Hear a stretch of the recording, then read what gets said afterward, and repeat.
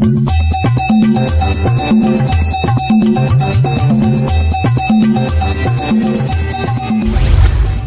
and welcome to yet another episode of Let's Talk Tobago. I'm Davia Chambers. Today we're at Shaw Park Complex here in Scarborough, Tobago, and we're going to update you on all the major stories happening in Tobago over the past week. So sit back, relax and enjoy as Let's Talk Tobago starts right now.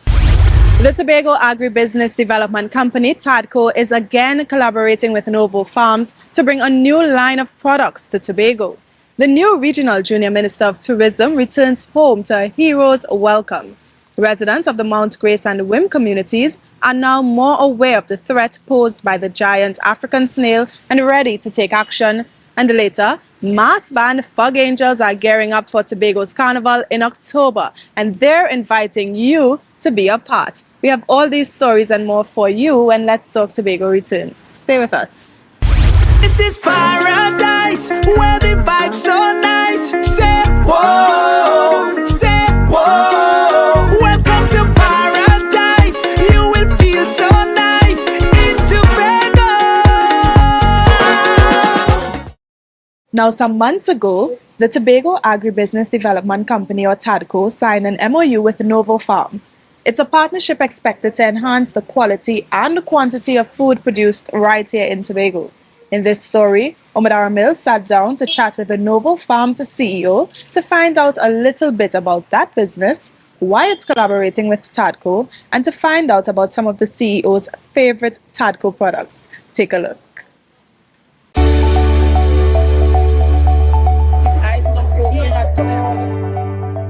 Have you ever tried ready-made meal packs like dal, tomato choker, kalaloo or baigan?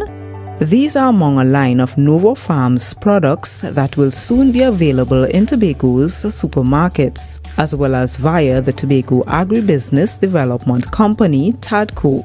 TADCO's partnership with Novo Farms is as a result of an MOU which was signed earlier this year.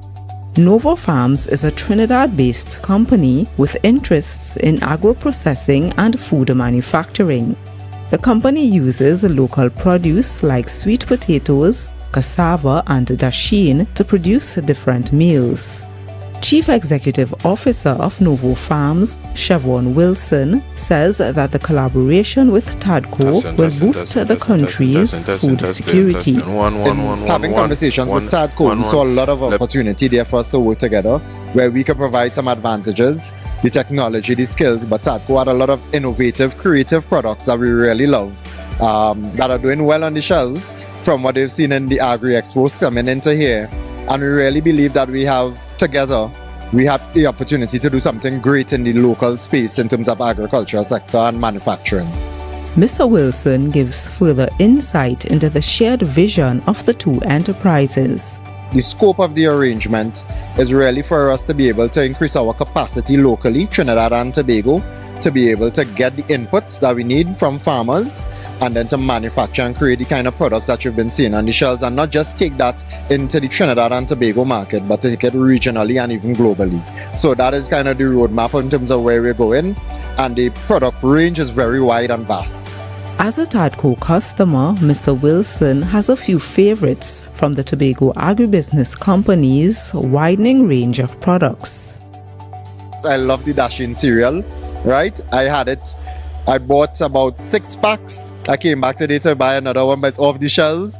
That has been doing extremely well, and not just from me. I mean, I love it personally, but other persons have been buying it. I don't even think they have any more on the shelves right now. And I've also had the cake, the cassava cake, fruit cake. That has been fantastic. I'm going to buy a couple more before I leave. So I really love those two. I do have a pack of the waffle mix to try at home. I haven't tried it as yet, but definitely when I try it, I'll give my feedback. But definitely everything so far has been fantastic. Thanks to their mutual goals, TADCO and Novo Farms can together lift the standards of the agricultural industry. I'm Omadara Mills for Let's Talk Tobago. Tobagonian Janae Brathwaite is the new Regional Junior Minister of Tourism. The Signal Hill Secondary School student returned home to a hero's welcome when she landed at the A&R Robinson International Airport. We have more details in this story. So when I came in and I saw everyone at the airport, my heart literally wanted to explode out of happiness, because it shows that I have a lot of persons who are supporting me, and that I've truly made persons within the island proud, and that this achievement is not only mine but everyone's achievement. It is truly a happy feeling being back home. 17-year-old Janae Brathwaite walked away with the coveted title of Regional Junior Minister of Tourism at the recently concluded Caribbean Tourism Organization Youth Congress.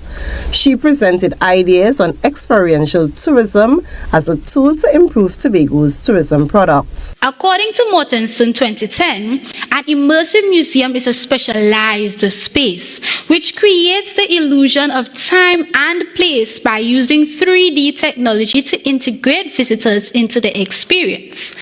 Along with her presentation style and use of technology showcasing Tobago, Ms. Brathwaite credits the support of her team as being key to cupping the regional title for the first time. Actually really nervous. However, I saw my teachers, I saw our secretary, I saw Miss Sylvester, I saw my mom and my aunt, and it gave me that boost of confidence to go out there and showcase the island. I couldn't believe at first when they announced that Tobago had won. It was a surreal feeling, and it just symbolized the fact that hard work, diligence, preparation reaps great rewards. The new Regional Junior Minister of Tourism intends to use her platform to encourage other young people to share their ideas for the industry. I see Jenny using it to encourage more students in the school, not only to join the club, but to also look at tourism as a career. The CTO Youth Congress provides the opportunity for young people to develop a greater interest in the region's tourism sector. This initiative is supported by the division through its youth tourism programs. The division places such a high emphasis on tourism education. We say from nursery to tertiary, so that they could be ambassadors for tourism for Tobago in particular. And this victory for Tobago, for the division, is phenomenal. From the Division of Tourism, Culture, Antiquities and Transportation, I'm Juliet James reporting for Let's Talk Tobago. There's no better occasion to remind us how important it is to preserve our history than marking a Diamond Jubilee, 60 years as an independent nation. The We Lit Our City exhibition held right here at Shaw Park Complex has presented Tobagonians with a flashback to the past, as we find out in this next story. Have a look. Original documents of the schedule of events in 1962. Newsletters that were published weekly in July and August of the same year. The minutes of the Scarborough Lighting Subcommittee. Letters of solicitation, receipts for contributions, and much more. A treasure trove of documents for the Scarborough Lighting Project for the 1962 independence celebration of Trinidad and Tobago were all on display at the Shaw Park Complex as the Scarborough Heritage Parlour and Radio Tambrin hosted We Lit Our City. This event formed part of the nation's 60th independence anniversary. The documents were maintained by George Leacock Sr., who chaired the Scarborough Lighting Project. The exhibition is presented in 5 exhibits that also cover the work of the Tobago Organizing Committee, led by Eileen Gilloom. When I started and I realized how challenging it would be to complete, to sort, to collate, and to decide which part of this treasure trove of documents that we have was going to be displayed, I decided that I needed help. And you don't make it through this world without a certain number of co-conspirators. According to the September 18, 1962 minutes of the Commercial Community Lighting Subcommittee, 3,000 feet of overhead street lights for decoration purposes were also solicited. The streets of Scarborough were decorated with lights on August 31st, 1962, our very first independence as a nation.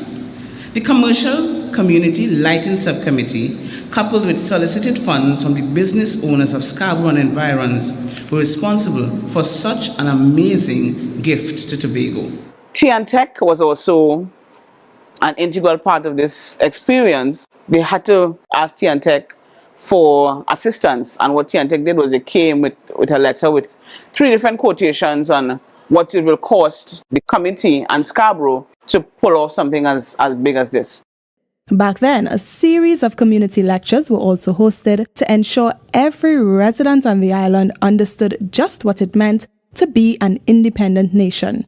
On one end, they had the elders in the society from all different communities coming together to teach people about what it meant to be a citizen of an independent nation, finally, especially a Tobagonian. For the day when they had to feed 25,000 students and children of the community, people would have lent their vehicles to transport them to different venues where this thing was happening. The launch was sponsored by the Trinidad and Tobago Electricity Commission, TNTEC, and the exhibition was supported by First Citizens. Also present at the exhibition was Assistant Secretary for the Division of Community Development, Youth Development and Sport, Assemblyman Wayne Clark. The giant African snail is a threat to Tobago communities. We'll find out what one group of residents is going to do about it right on the other side of this break. Stay with us. Let's Talk Tobago. We'll be right back. Whoa, welcome to paradise. You will feel so nice in Tobago. This party island, the vibes is strong like white rum, boy. Party sweet on the road. From your reach, you go know. The giant African snail poses a threat to the island for both health and economic reasons. Sightings in the Wim and Mount Grace communities were the genesis behind a meeting to bring greater awareness about this pest and to get the community involved in tackling this problem. Omar Mills has more in this story. The giant African snail is an invasive species. It feasts on over 500 types of plants, including vegetable and ornamental crops, fruit trees and forest trees. The snail is also a carrier of the rat-lung worm, a parasite that can cause meningitis in humans. It's therefore a serious threat to agriculture, public health, and the economy.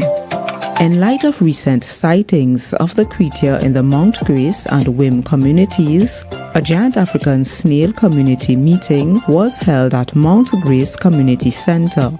This awareness session shared a lot of critical information to ensure residents are fully up to date on the issue. Once you find one, it requires a response. Remember, the giant African snail is a hermaphrodite, and a single snail can start a population in this space. The earlier you report the sighting, the higher the likelihood of a speedy eradication. The longer you take to report the pest, the population continues to grow, they continue to spread and establish themselves. One giant African snail can produce over 1,000 eggs annually. Once the snails get established in an area, they are difficult to manage and expensive to eradicate. Community action groups is one way to help officers raise awareness about the snail and to assist in scheduled checks. Forming an action group was a major objective of the community meeting. This is necessary because, of course, if the infestation is within the community, it is directly going to affect households, businesses in the community by extension. Remember, there's the public health risk as well with the rat-lung worm being vectored by the giant African snail. So therefore, it is critical for the community to work along with the division to be effective at reducing the population initially and eventually eradicating. Residents appreciated learning about the features and behaviors of this pest. They are also interested in the measures and the partnerships needed to control the giant African snail. I want to thank the Division of Agriculture for, your alertness in recognizing this sighting and coming to the community especially to ensure that we have buy-in and we can have the kind of partnership that would allow for success. Leaving here with the information that was put out, it really and truly propelled me to be proactive now, to inform more persons about what needs to be done and what collaboration could happen for us to be greater informed as to how to eradicate this before it gets out of control. For more information or to report sightings of the giant African snail, WhatsApp the Plant Protection Hotline at 482-7528 or call the Food Crop Production Office at 639-4616. I'm Amadara Mills for Let's Talk Tobago. The Tobago Blue Economy Ideas Competition 2022 is an initiative hosted by the International Development Bank, the IDB, to get people thinking about the environment and the need for sustainability. The IDB also hosted a workshop to help participating businesses implement their creative ideas. We have highlights in this story. Listen up.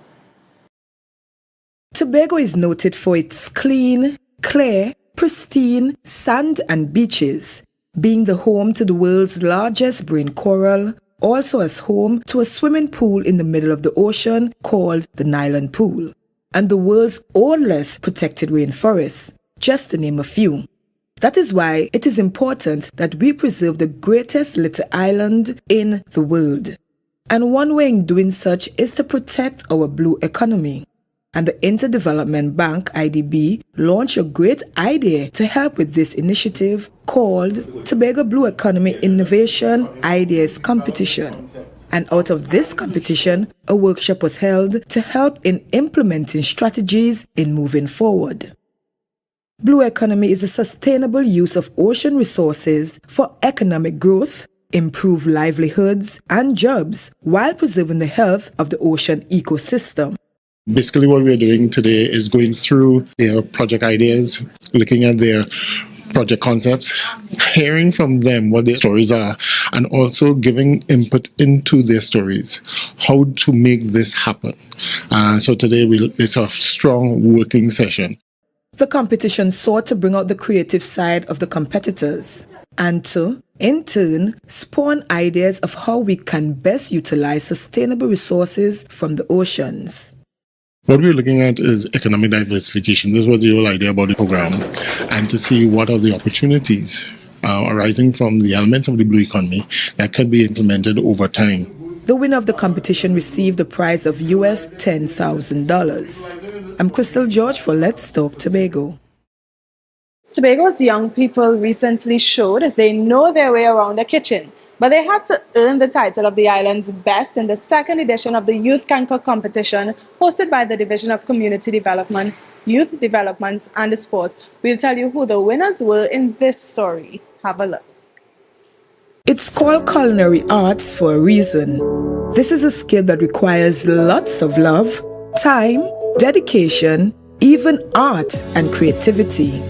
For a second year, the annual Youth Can Cook competition was hosted by the Division of Community Development, Youth Development and Sport, and the Tobago Hospitality and Tourism Institute, THDI. And these aspiring chefs did not come to play, as it gave them the opportunity to showcase their talent. It's a competition which really started in 2019. It started out of a community-based project. One of my officers who is responsible for the Castara to Lansome district, she felt in her walkabout in the community that there were a lot of young people who were aspiring to the culinary field, but they weren't having an opportunity to do so. So that sparked the initiative to have the competition. What's remarkable and innovative about this competition is that teams are formed right there and then. The clock is then set, teams strategize and invent, working together to create amazing dishes. One of the things is that you will enter as an individual, but in our orientation, we will do some team dynamics and teaching young people to work in teams. So you're not coming with your crew, we're gonna put you in groups. So the skill is, to on the spot, work with other people in the challenge. Team Scorpion was the winning team. This team member says the experience is a testimony to the benefits of being open to anything in life. Overall experience was amazing. At first, I was real nervous, I ain't gonna lie. So now you see me fooling around the kitchen, I was just calm my nerves, but the team worked awesome together and nobody knew each other. So today was our first kind of meshing and we got along perfect. Everything went smoothly and we proud of ourselves. We were shocked with ourselves today. Community Development Secretary Terence Baines was also on hand to entice his palate and also to encourage the youth. All the dishes tasted exceptionally well. Out of this particular situation, a few years from now, you never know, we may have some major chef in some major hotel or some place of business. So this is an incubator in my view, and I am excited for the possibilities coming out of this event. The competition was held at the Lambo Multipurpose Center. I'm Crystal George for Let's Talk Tobago. Tobago Carnival is fast approaching and one organization is committed to ensuring masqueraders will have the time of their lives. Stick around to find out more because Let's Talk Tobago will return right after this break. Stay with us.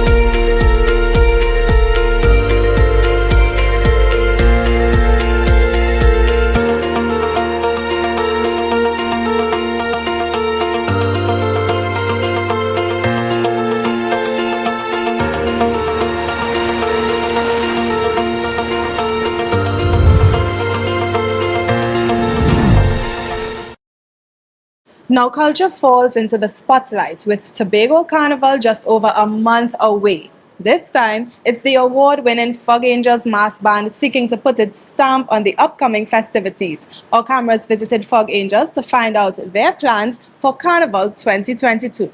Here's what you can expect. Carnival is a celebration. Carnival is color. Carnival is creativity. It's definitely a spectacle, and this year, Tobago's roads will display all of this and more for Carnival from October 28th to 30th. Part of this display is Fog Angels, the premium all-inclusive band based in Crown Point. Our aim is always to produce costumes that customers of different variations of shapes and sizes can come into our band, feel safe, feel secure, feel nice. And that is what Fog Angels always offer all the time. This year, Fog Angels is celebrating its 10th anniversary as a carnival band. So they've got 10 surprises on the road for its revelers. We have 10 surprises for the road, right? We have 10 sections for Juve and we have 10 sections for Mass. We have Wakanda to my left and we have La Vida Loca to my right, and we also have a section called Island Breeze. Everyone knows that Carnival is about color. You see a lot of colorful costumes in most bands, right? However, we wanted to do something that it will shock everyone, right? So we decided to go with a black costume, and by designing the black costume and stuff, we thought about the name Wakanda, because our theme for this year is freedom. Wakanda symbolizes that as well. Fog Angels promises to give all visitors and locals an experience of a lifetime. We offer a double play package, which you can play Juve and Mass Saturday and Sunday for a cost of $2,000 per person. So this gets you access for Juve and Mass. This is a premium all-inclusive band. We have free drinks, free breakfast, free lunch for Mass, tight security, some of the biggest music trucks. We have drink trucks, wee-wee trucks, surprises, artists, and the list goes on. If you're interested in being a part of this carnival experience, you can register on the company's website, www.fogangels.com. We have a lot planned for you guys this year. This is our 10th anniversary and we are getting ready to offload on the road. The road is ours. Fog Angel crew now ready up. Fog Angel crew now be danced up. So you've heard a lot from us today about all the buzz on the island. Now it's our turn to hear from you. So with Republic Day 2022 in the air, our crew took to the streets to find out how Tobagonians feel about the country's 46th anniversary as a republic. Here's what you said. Trinidad and Tobago became a republic on August 1st, 1976. The event is celebrated as a public holiday on September 24th because this is the date when the first parliament met under the new Republican Constitution. But what does it mean to be a republic? Well, a republic is a state or nation in which the supreme power rests in all the citizens entitled to vote, the electorate, and is exercised by representatives elected directly or indirectly by them and responsible to them. So what does it mean as we celebrate our 46th anniversary? Any country that has managed to enjoy independence and having republic status like ourselves, I think is a fantastic thing. It's a signal for more growth, more development.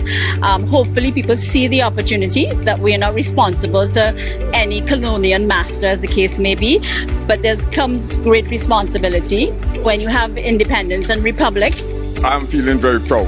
And I find the country have come a long way and we're doing well. As a people, we actually stick together and that inspires me because just to see how, we work together hand in hand and we can still share that love, share that peace. I mean, every country has their own downfalls, but what does make us the best is that our ability to resolve situations, and that I believe does make us strong and spread the love continuously. I'm proud to know that we've been able to have a democracy that's been hard fought. All women are able to stand side by side with men, which is something that is not common across the world. I'm proud to be a Trinidad and Tobago citizen. I'm born in Tobago. We have the rights to vote as women. We have the right to join the army. We have the rights to join the police, Coast Guard, anything like that. And we have a voice that women could afford to speak out in this country. All women being able to represent themselves equally among men, our ability to vote as citizens of our country and represent ourselves as people in the country. Yes, I think that's one of the best things we can actually have achieved as a country, as a nation. There's much to be desired, but I'm proud of where we are at. When you look around the Caribbean, there are countries that have not yet achieved republicanism. And as a Twin Island state, that is a milestone that we can say that we are proud of. And of course, there's a lot more development to happen in this Twin Island state, but we are indeed happy to be a republic and of course celebrating 46 years. Happy great. Happy Republic, Trinidad and Tobago. Happy Republic Day, Trinidad and Tobago. God bless you. Happy Republic Day, Trinidad and Tobago. Happy Republic Day and be proud of your country. Love Trinidad and Tobago. Happy 46th anniversary Trinidad and Tobago. I'm Marlon Gottsliben for Let's Talk Tobago. So we've come to the end of yet another edition of Let's Talk Tobago, and as always, we thank you for watching. Please email us with your comments or queries about the program, and be sure to visit our website, like our Office of the Chief Secretary Facebook page, follow us on Instagram and Twitter, and subscribe to our YouTube channel. From our house to yours, I'm Davia Chambers, along with the Department of Information, Office of the Chief Secretary, Tobago House of Assembly, wishing you a safe and enjoyable week.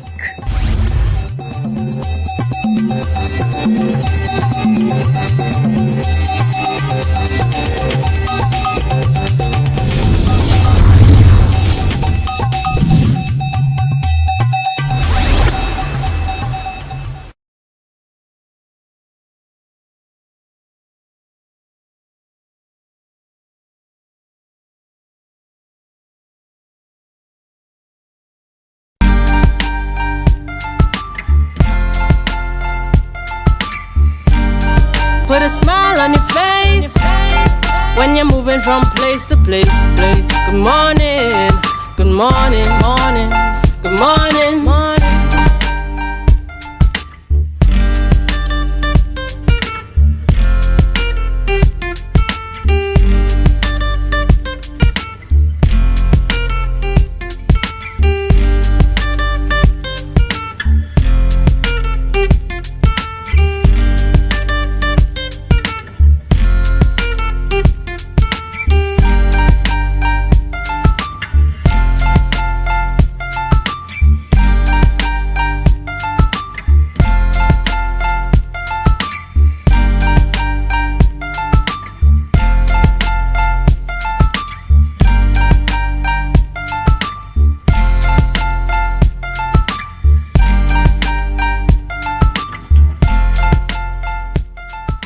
Good morning, viewers, and welcome to the Tobago Updates morning show, coming to you here live from the Port Mall in Scarborough. As we continue to give God thanks for life, I am Julian Skeet. And I am Rhea Richardson George, and this is the day that the Lord has made, and we will rejoice and be glad in it. Good morning to you, Tobago. Good morning, Trinidad. Those of you in the Caribbean and those of you viewing us on the live. Good morning.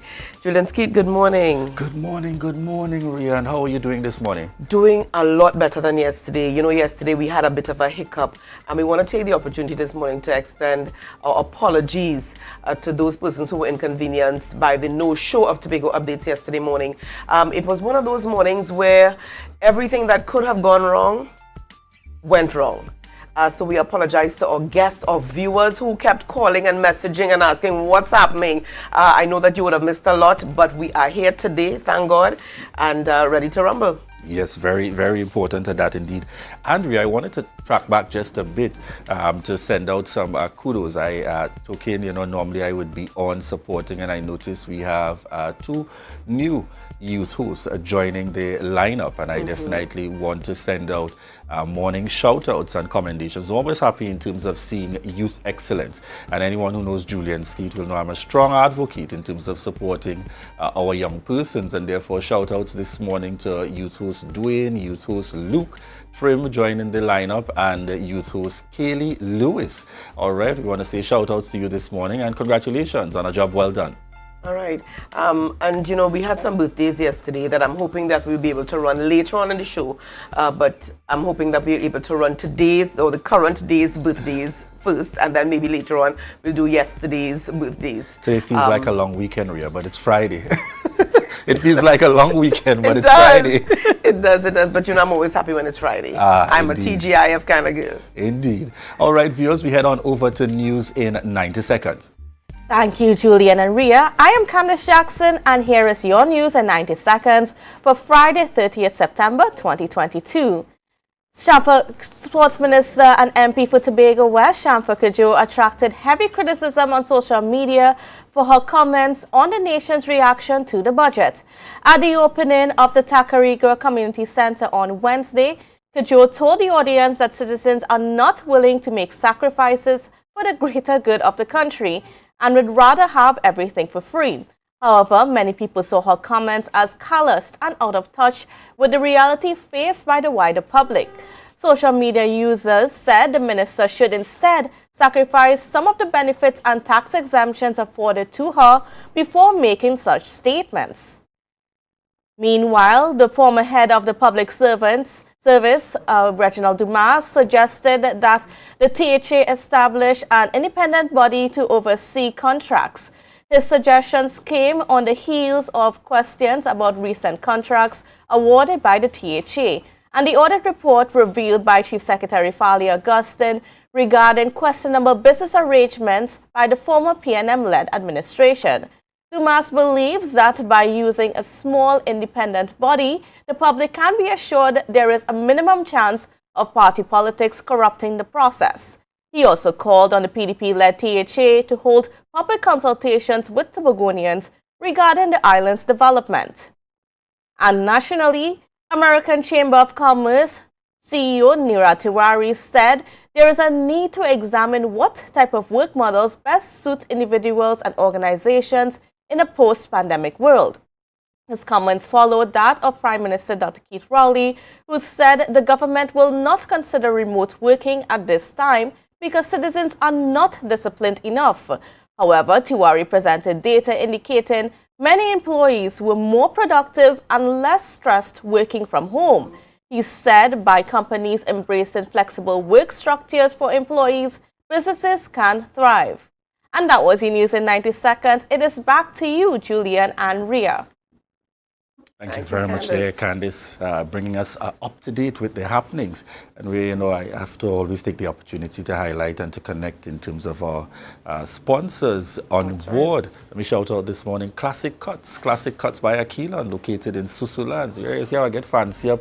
The carnival weekend starting tomorrow, It's October 1st. Keep your face in this direction because we're getting a nice shot. Could we go back to that single shot with Julian? We're getting a nice shot of the cuts on the side, okay, from Classic Cuts. You say we're heading into the carnival season ski. So that's Classic Cuts by Aquila, located in Susulans there. Remember to connect with him on Instagram and Facebook. Make your appointment and head on over there. All right, Ria? Right. Tomorrow is October 1st. Today is September the 30th, Ria. Why are you reminding us? It is officially the start of the carnival season here for the Tobago Carnival lineup. In fact, things get started tomorrow with Dream, the event being hosted by Mighty Crush. Most certainly. And I suspect some of our team would be there, camera and director and so on, in the mix. We'll see what's happening, Ria. We'll be able to chat about that on Monday morning. Somehow I feel, Julian, you will be front and center. Yes. I usually, either myself and or Candice, we ensure that we have that on-spot experience to be able to convey to you, the viewer. All right? Oh, yes. All I'm saying, Candice has that Jackson kind of energy.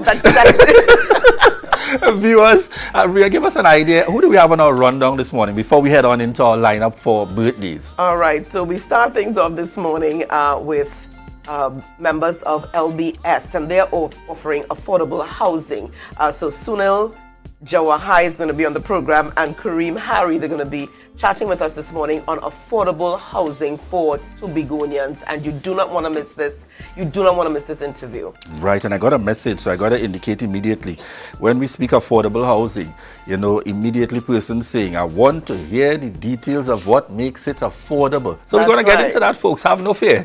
Have no fear as we look into the details. And who else do we have on the rundown this morning, Ria? So, Julian, we've got DJ Polo and Joel Murray. We know him as Joel Murray, but the world knows him as Positive. They're going to be on the program this morning, and they're going to chat with us on Purity, the all-white event that is coming up this weekend. You don't want to miss that. All right, and this morning we wrap with some entertainment in the lineup. Oh, yes. Julian is going to be front and center chatting this morning with Royal. All right, and this is a soca artist. And you viewers, this time you get a chance to see Julian with the hands in the air. All right, you're going to see him with hands in the air, chipping away with Royal, so you don't want to miss that. And as well, we've got Speyside High School on board with us, Sir Tom Lee Roberts, who is in charge of arts up at Speyside High School. He's going to be on the program with some of his students, and we're going to see what Speyside has to offer. Right, certainly. A major lineup here this morning. It is Friday, the 30th of September 2022. And in the lineup, just out of the budget, today also marks the end of the financial year. And if my information is correct, Ria, I wasn't born around that time back in the 1960s, but I think there's also some memory of Hurricane Flora. Yes. Today as well. And those things only resonate with me because, you've heard it so many times in the household when your grandparents and others speak about it. When I was so-and-so, when Flora passed, I was so-and-so, and I remember. So you get all the stories. Yes, indeed. All right, viewers, we head on into some birthday celebrations this morning. And we're going to be capturing from yesterday coming on in. It feels like a long weekend now that we're going into birthdays.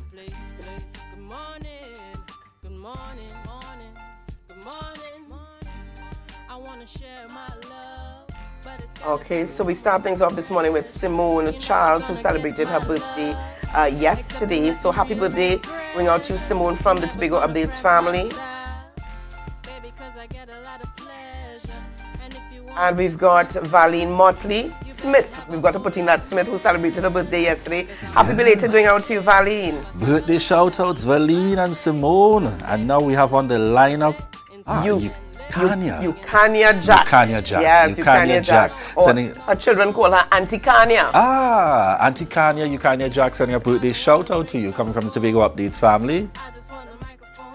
Then we've got Shania Payne, who celebrated her birthday yesterday. Shania, happy belated going out to you from Tobago Updates.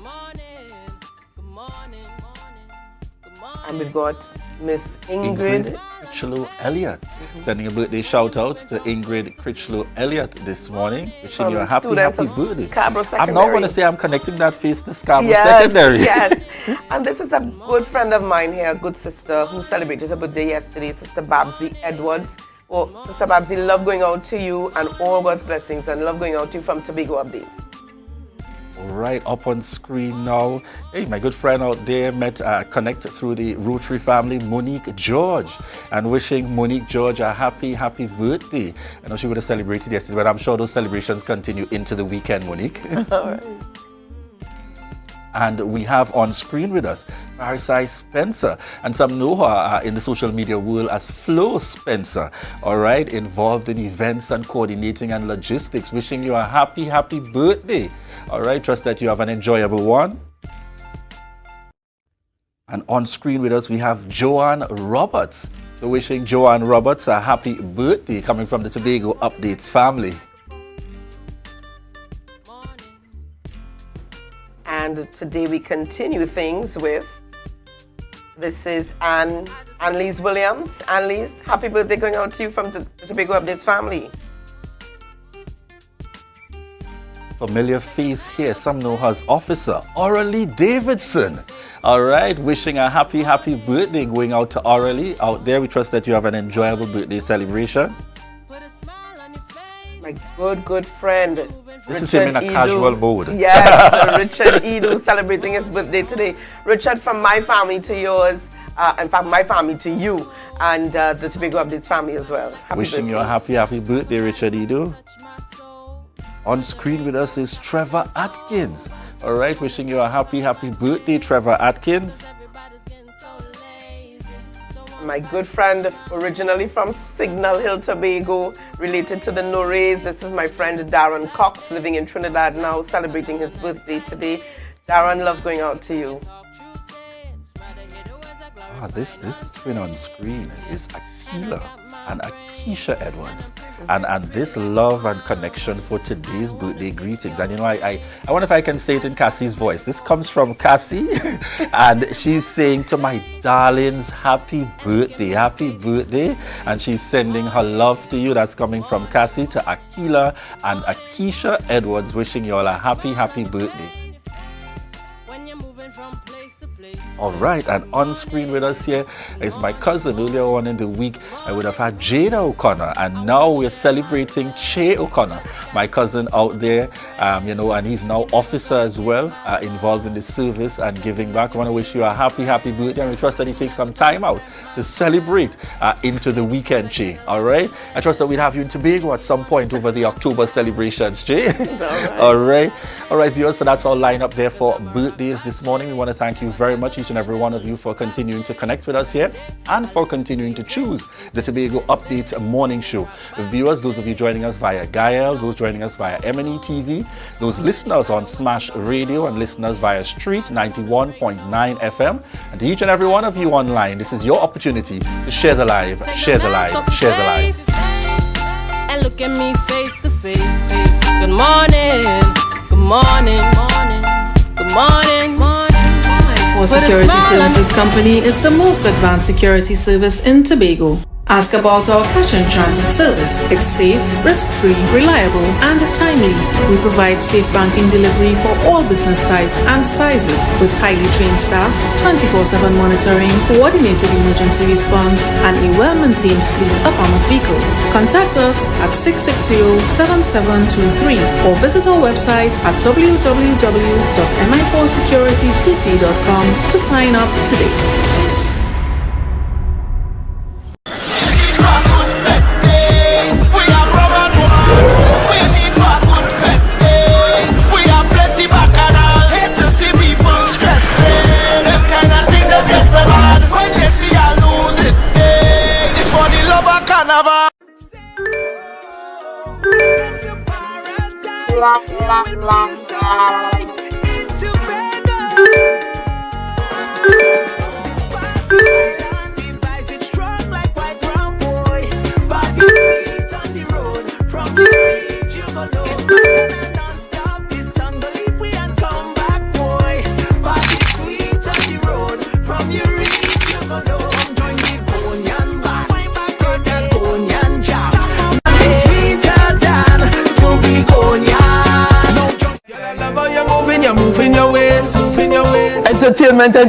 Entertainment. Yes, we're bringing it to you. Tobago Updates. It's all about the new entertainment show, the VIP Experience, hosted by your boy, Snoopy. Tune in every Wednesday from 8 p.m. and on Saturday mornings at 9 a.m. We're bringing to you the best Tobago has to offer. We're showcasing interviews, music, and everything that is fun. So join me on Tobago Updates for the VIP Experience.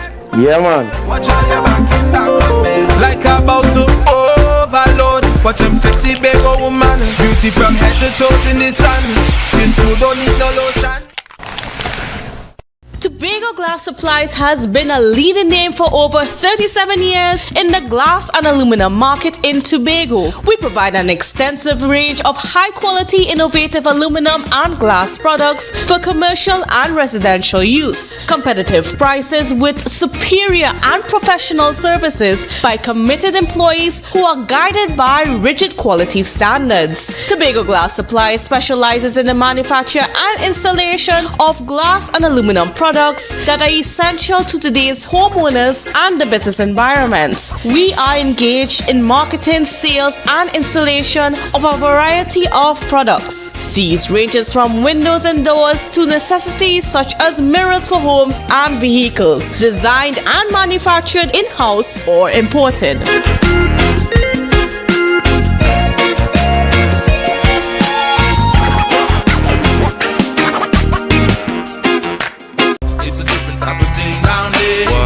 We party till we drop down there with a lot of pretty girls down there, down in Tobago.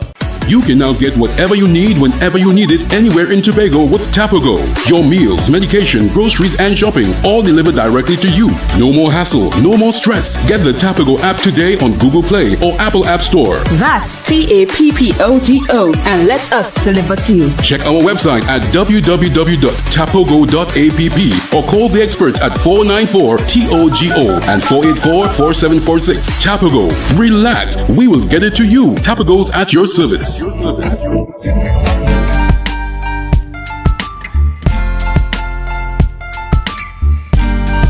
a smile on your face when you're moving from place to place. Good morning. Viewers, welcome back this morning to the Tobago Updates morning show. We are chatting this morning with members of the LBS Affordable Housing. On site with us, we've got Sunil Jawahi. Yes, you got it. Sunil is the project manager, and Kareem Harry, who is the operations director. Good morning and welcome to you. Good morning, and thank you for having us on your show. Now, it's good to have you on the program. Now we're talking affordable housing. I initially, when I met with you and the team, I would have said low-cost housing, and you kept correcting me. Yes, no, it's not low-cost. No, it's we don't affordable. use that word. Yes. Why the particular use of affordable housing and not low-cost? We don't want to use the word or the term of low cost because we want to give you an affordable house, but with the quality of an high-end unit as well. Okay. So when you hear low cost, you think it's not it's inferior. Two-piece line up together. Yeah, inferior quality and all of that. No, we bring the best of quality, but at an affordable rate. All right. Sunil, you wanted to add to that? Well, I'll just add to a piggyback on that is that when we're talking about the same thing we're talking about affordable housing, we'll be talking in the sense of people being able to afford your home. Right. Right? So we're tapping into the market right now to make it so easy for you to be a homeowner that it's like a wish come true. Right. So it is within my reach now. Everyone's reach. All right. So let's talk a little bit about what it is LBS is actually offering here. We're talking affordable. Affordable how? What are we talking about in terms of what are you offering?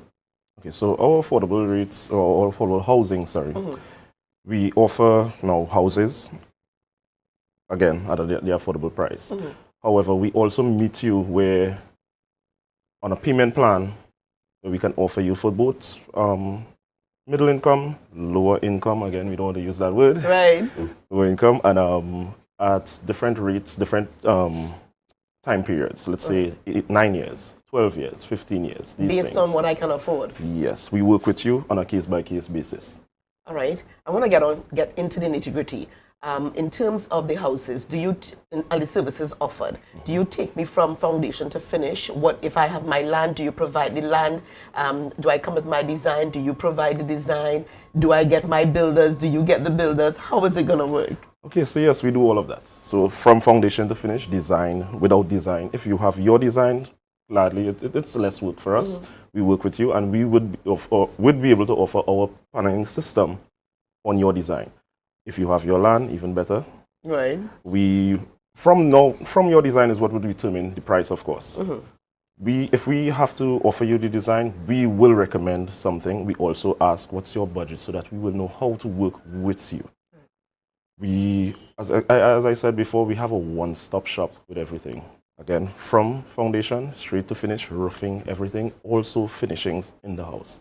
We're talking finishings, we're talking cupboards and tiles, bathroom finishings, kitchen finishings, yes.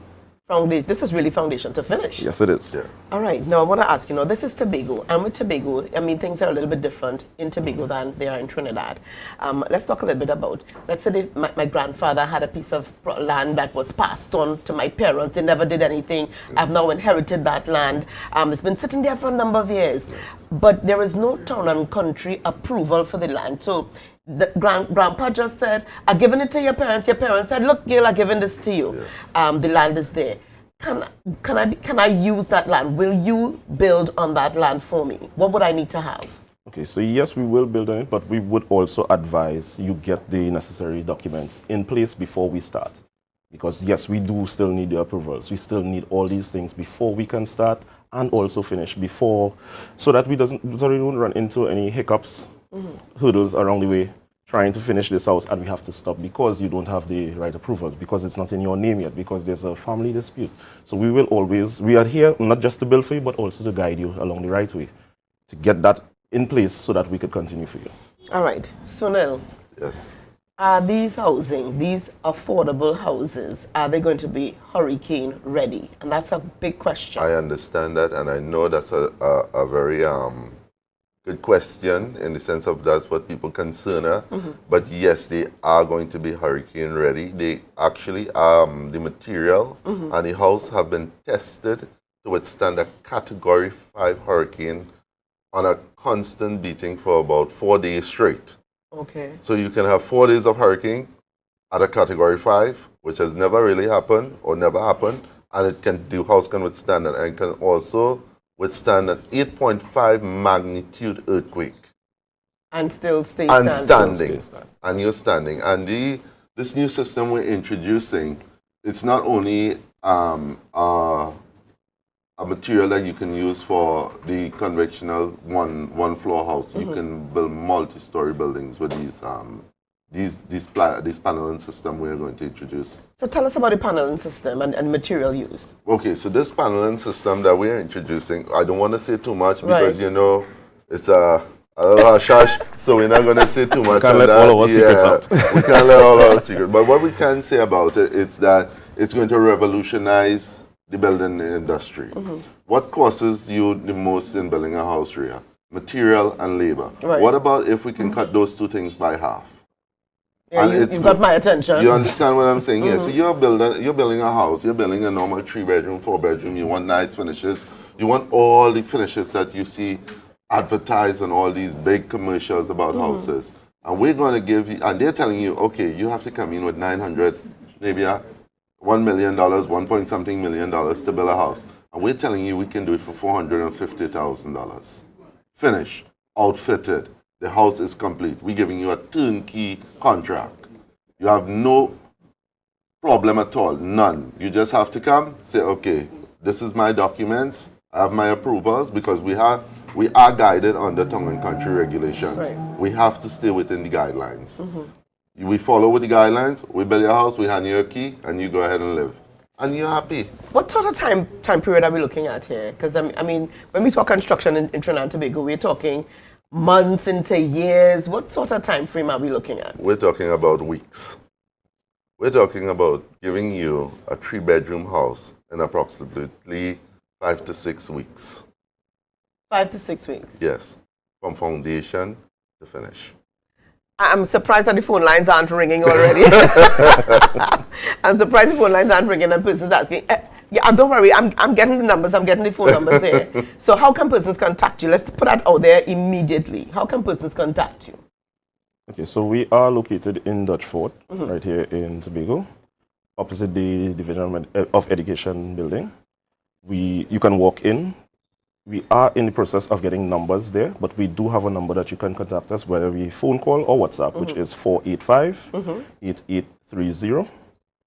Someone will, what I advise everyone, send us a WhatsApp, leave your information, we contact you right after. Okay, that works. Yes.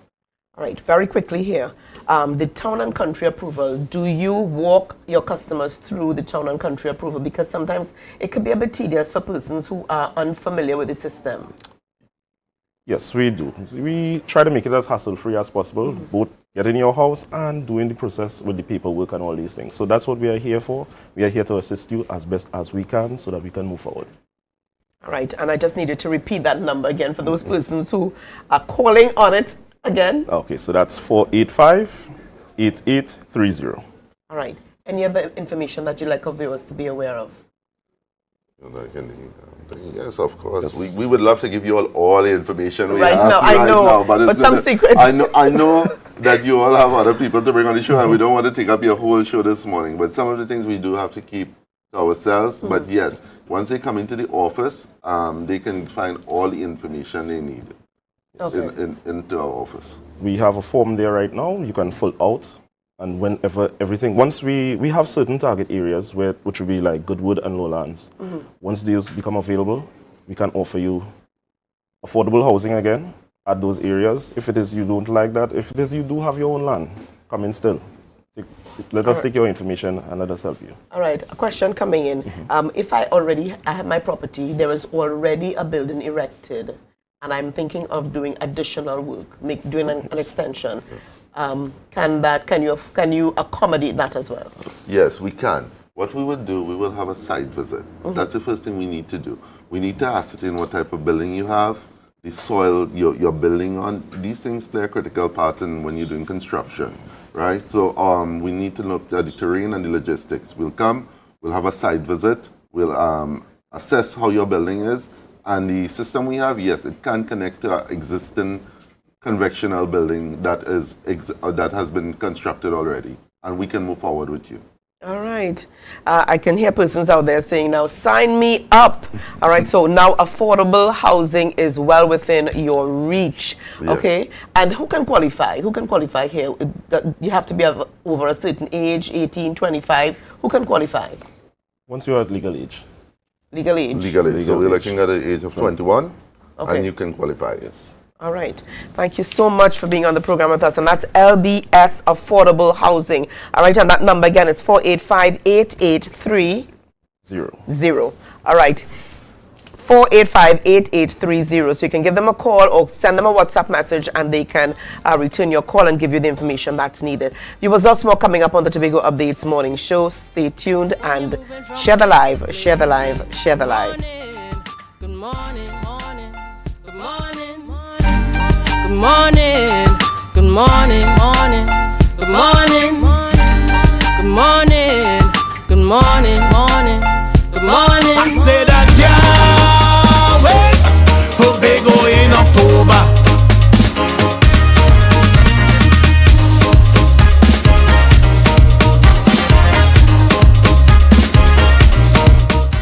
Coconut's Cafe, the buffet restaurant that specializes in all your tasty local dishes. For breakfast and for lunch. Breakfast includes coconut bake and sada roti, served with chokers, bull joil, and sausages in tomato sauce. Not forgetting beef and cheese pies, shepherd's pie, macaroni pie, and rice in various styles. Meat served in a variety of flavors, garden salads, and pasta salads. All this accompanied by fruit juices, coconut water, your choice of a great combination to appease your taste buds. So call us today to order, as we are here to accommodate your busy schedules, or if you are having a cooking day off.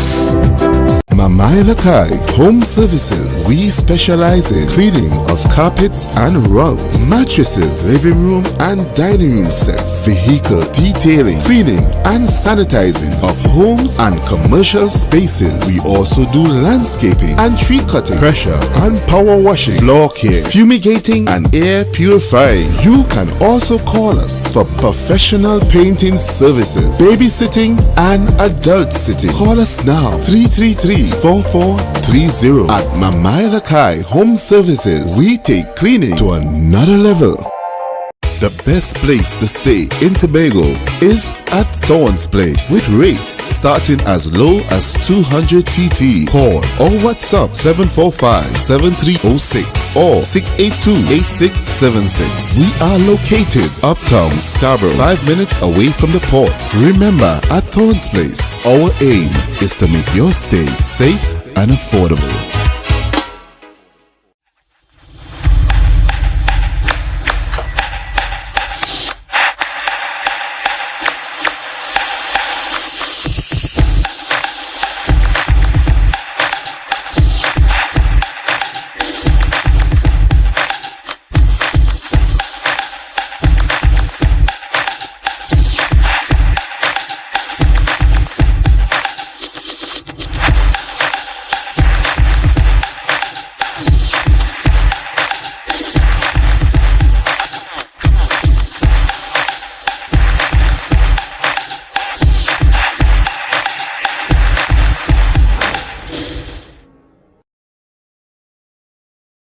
Are you looking for that all-in-one shopping experience? Then look no more. Visit Lamb's Best Mart for your grocery items, fruits and vegetables, drinks, home items, stationery, gift items, hampers, shopping gift cards, toiletries, small hardware items, and much more. We provide order and pickup service, even delivery to your door. We are your friendly community supermarket. Check us out today at Lamb's Best Mart, located at 22 Daniel Trace Canby, or visit us on social media at Lamb's Best Mart.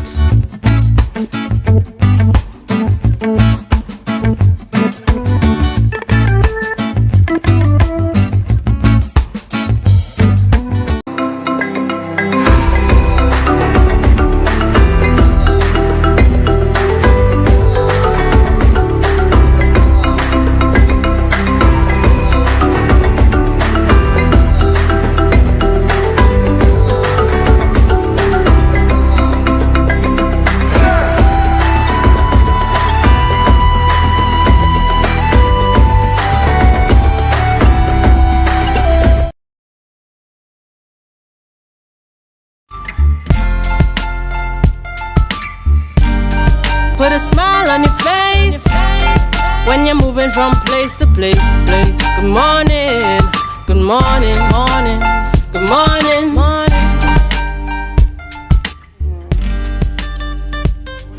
Good morning, viewers, and welcome back to the Tobago Updates morning show. It is 7:30 a.m. and welcome to all of you viewing, those of you viewing, and those of you listening and connecting with us here this morning. In this segment, viewers, we are chatting, and this time around we're talking about Purity, the all-white event.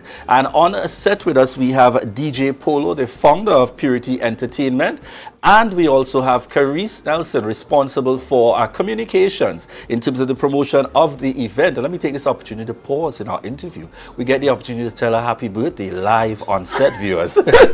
We trust that it was an enjoyable birthday celebration. It truly was, and I thank God for life, and I thank God for all the experiences, and you know, I pray that God continues to grant me grace and blessings as I go forward. In her usual style, the lovely Carice, all right, responsible for communications. And we're also going to have joining us online, the gospel artist Positive will also be connecting for this interview. So as we get started this morning, as founder of Purity Entertainment, DJ Polo, take us back a little bit in terms of the genesis of all of this. All right. Well, the genesis of this event started in 2011. That's some years ago. Don't ask me when. I wouldn't do it. But yeah, it started in 2011, and the first event that I had was at Castle White, right? And as we said, was a birthday celebration basically, and from then to now, it's stemmed into from my birthday. It's stemmed into celebrating other people's birthday. You understand? In October. You understand? So it's an October basically event to celebrate birthdays. You understand? So this is basically the genesis of Purity, right? All right. Tell us particularly about the nature of the activity, specific at that, with the focus in terms of highlighting gospel music. Right. You know, in this time period, how has it been over the years in terms of the response? Over the years, I would say that Purity has grown a lot. So let me give you some brass tacks here. Purity started with about 25 people. Yes, and 25. And for 2-3 years, you gain 25, 30 people, you could be like discouraging. But we understand that growth is inevitable. Change is inevitable. And the last time that we had, which was 2018, 2019, there's when the fruits of the labor started to come in and the growth started to come, and it was really encouraging to have it. You understand? Purity is an event where everything that we do it clean. You understand? That is what we're all about. Purity, clean. We're liming clean. We're playing clean music. And all of the guys are worshiping my King of Kings and Lord of Love, Jesus Christ. That is what we are about. Everything that we do is clean. Clean fun. Clean entertainment. Everything clean. Excellent. So, Caris, tell us a little bit, when is the event carded for this year? And give us some information in terms of where persons can get tickets and so on. Okay, so the event is carded on October 2nd, and it will be held at Healing Garden in Mount Pleasant. Tickets can be found at Dominion Appliances, Paulson's, Super Farm. You can get them at Mickey's Bakery. You can get them at Cache, Gulf City Mall. You can get them at Rashad's Men's Store. There's a lot of options for persons to get tickets, and you can actually call 775-3227 and 325-9551 to actually have tickets delivered to you. If you can't get through with the calls because we're kind of ramping up at this time, you could always send a WhatsApp and we will get tickets delivered to you. You could even message or Facebook or message DJ Polo directly, and we would contact you to deliver tickets to you. So if you don't want to leave home, you don't really want to hassle, we could bring it. It's okay. I like that idea. The ticket comes to you. The ticket comes to you. Remind of yours again in terms of the cost for tickets. All right.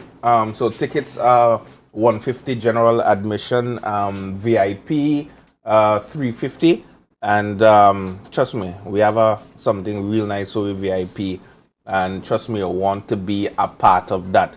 You know, at our event, we always love to give back. So it's all about giving. It's all about giving. I like to overdo it. You understand? You know, get free cake, free ice cream, glow stick, drinks, bam, bam. You didn't understand. That's Director and camera, take note. We've got to be at this event on the 2nd of October. That's how we just do it. That's how Purity we do it. We love to give. It's all about giving. You understand? And this year, we are celebrating everybody's birthday.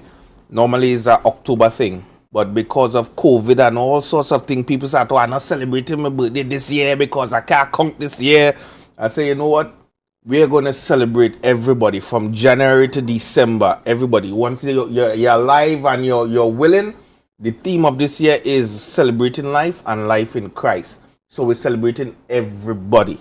Everybody we are celebrating. Truly festive occasion. So I've seen from social media that you've got a very interesting lineup in terms of performers and entertainers. Yes. Come on, I need you all to walk us through that. Who are some of the likes that we can look forward to on stage? Guys, you want to lead or you want me to lead? Which one? Well, I will lead and you jump in. You could jump in, right? So we have people like Blessed Messenger. We have Jaron Nurse. We have the one and the only uber popular Tobagonian superstar. You want to tell him it's who? I don't know what you're talking about. Sorry for the Alzheimer's. Really? Positive is going to be there. He was lately added. As a matter of fact, he was actually part of the inceptions, but things broke down. Things came back together because, you know, whatever God decides he wants to do happens. Definitely. So... And I know opportunities like these, Positive always ensures that he's certainly a part. Yeah. Because he's from Tobago, so he had to come. But anyway, so we have Pastor Terence Baines, we have Jedediah, we have 3 Bethel fellas here. You know, I saw somebody post on Facebook that when they looked at the entertainment lineup, they were so impressed with the representation coming out of Bethel. Yeah. Definitely. Bethel has talent. Yeah, so you all might consider a show there. We also have Donald Job and Chantel Lindsay, and maybe 1 or 2 surprises might, you know. That's true. You can never tell. You have to be there to see. You have to be there. Coming in the mix. And we have online with us Joel Murray. Positive, sir. How are you? I'm good, brother. How are you? Excellent. And you know, Tobago is looking forward to having you this weekend. You have been across the islands representing, received a number of awards recently and so on. Tell us about that experience coming out of this COVID pandemic.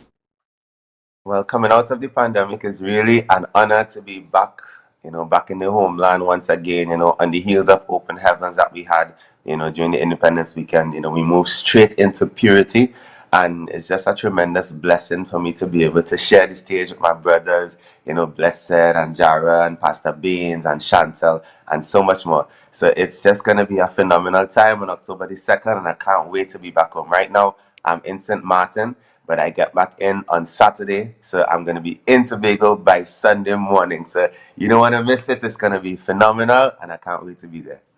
Tell us for you, I know that you always make the point Positive that this is more than just entertainment and it's more than just music and being able to connect. Tell us how important that is for you flowing straight into this event. Well, I mean, you know, I know that the enemy doesn't take any days off. So we as believers and people who, you know, preach the gospel and preach the message of Christ, we can't take any days off. We had to be working 10 times harder to make sure that the right message is communicated to our nation's youth, to make sure that people's lives are uplifted, to make sure that we make a positive impact, no pun intended, a positive impact in the lives of everybody that we come into contact with. So, you know, whether it's St. Martin or Trinidad or Tobago or Nevis or Dominica, we want to make sure that wherever we are, that we represent Christ excellently. See how he lives up to his name, no matter what. All right. I want you to remind our viewers again where they need to be come October the 2nd, this Sunday. Remind them of the time and contact information where they can connect in terms of getting tickets. All right. So, what, normal voice or the ad voice? No, we have to go into the advert. We have to go into that mode now. You know? Tobago, get ready for Purity 2020-2022. I said 2020-22. Yeah. I don't know why I said that. But 2022. Get ready for Purity this Sunday at Healing Garden. Some people may be asking where Healing Garden is. If you know where Rashad's men's store is, that is the place to be. I'm letting you know, Rashad's men's store, that area there is where the garden is. So come into the garden, the Healing Garden, and hear what? Healing might be taking place in Jesus' name. So you know what to be. Get your tickets, 150, VIP 350. Limited tickets, I'll tell you guys. Limited tickets. All right, you could definitely call 775-3227 or 325-9551. All right, so that's the numbers to get on the inside. It's all about Purity 2022. Don't forget to message our Facebook pages. Yeah, message winner. I will deliver tickets to you as well. Yeah. Showtime 6 p.m. Get there. So they're outside. So viewers, you have heard it here. It's Purity, the all-white event, a must-attend come Saturday. And when you hear that voice, DJ Polo in the mix there going into his advert voice. And if you are seeing what's happening behind cameras here, folks, it's an odd view of Rhea, hands in the air. She's ready and energized. Number one supporter. So certainly Rhea is going to be representing on Sunday and connecting viewers. We want to encourage each and every one of you in terms terms of coming out to support. And this is the opportunity just before we head on out that I'll invite them to join us in our signature line as we head on out. We could get that in a DJ Polo voice for Share the Live. Share the life. Share the life. Share the life. Good morning, good morning, morning, good morning, morning. This world is getting so cold. I wanna keep running like a soldier. Somebody must have touched my soul, 'cause there ain't no stopping till it's over. We are rubber one.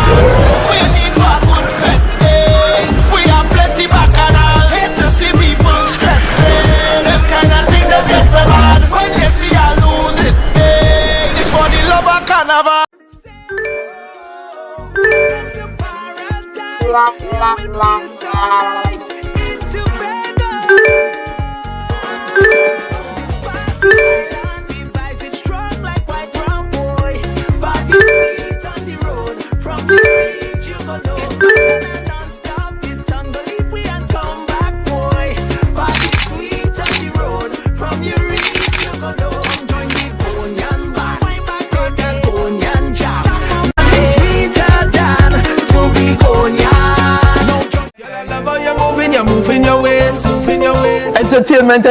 Entertainment. Yes, we're bringing it to you. Tobago Updates. It's all about the new entertainment show, the VIP Experience, hosted by your boy Snoopy. Tune in every Wednesday from 8 p.m. and on Saturday mornings at 9 a.m. We're bringing to you the best Tobago has to offer. We're showcasing interviews, music, and everything that is fun. So join me on Tobago Updates for the VIP Experience.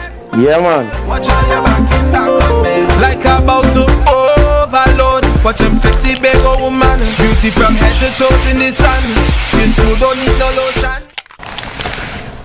Tobago Glass Supplies has been a leading name for over 37 years in the glass and aluminum market in Tobago. We provide an extensive range of high-quality, innovative aluminum and glass products for commercial and residential use. Competitive prices with superior and professional services by committed employees who are guided by rigid quality standards. Tobago Glass Supplies specializes in the manufacture and installation of glass and aluminum products that are essential to today's homeowners and the business environment. We are engaged in marketing, sales, and installation of a variety of products. These ranges from windows and doors to necessities such as mirrors for homes and vehicles, designed and manufactured in-house or imported.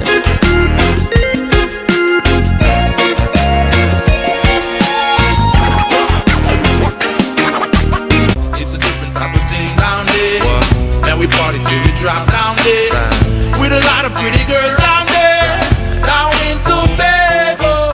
You can now get whatever you need whenever you need it anywhere in Tobago with Tobago. Your meals, medication, groceries, and shopping all delivered directly to you. No more hassle, no more stress. Get the Tobago app today on Google Play or Apple App Store. That's TAPPOGO and let us deliver to you. Check our website at www.tapogo.app or call the experts at 494-TOGO and 484-4746. Tobago. Relax. We will get it to you. Tobago's at your service.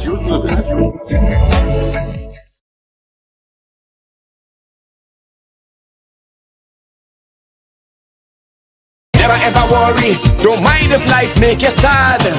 I tell them never ever worry, if your house get flooded out real bad. I tell them never ever worry, what I'm saying is true. So just consider, Tatil will always be here for you. Tatil, where people are people. You know what I mean.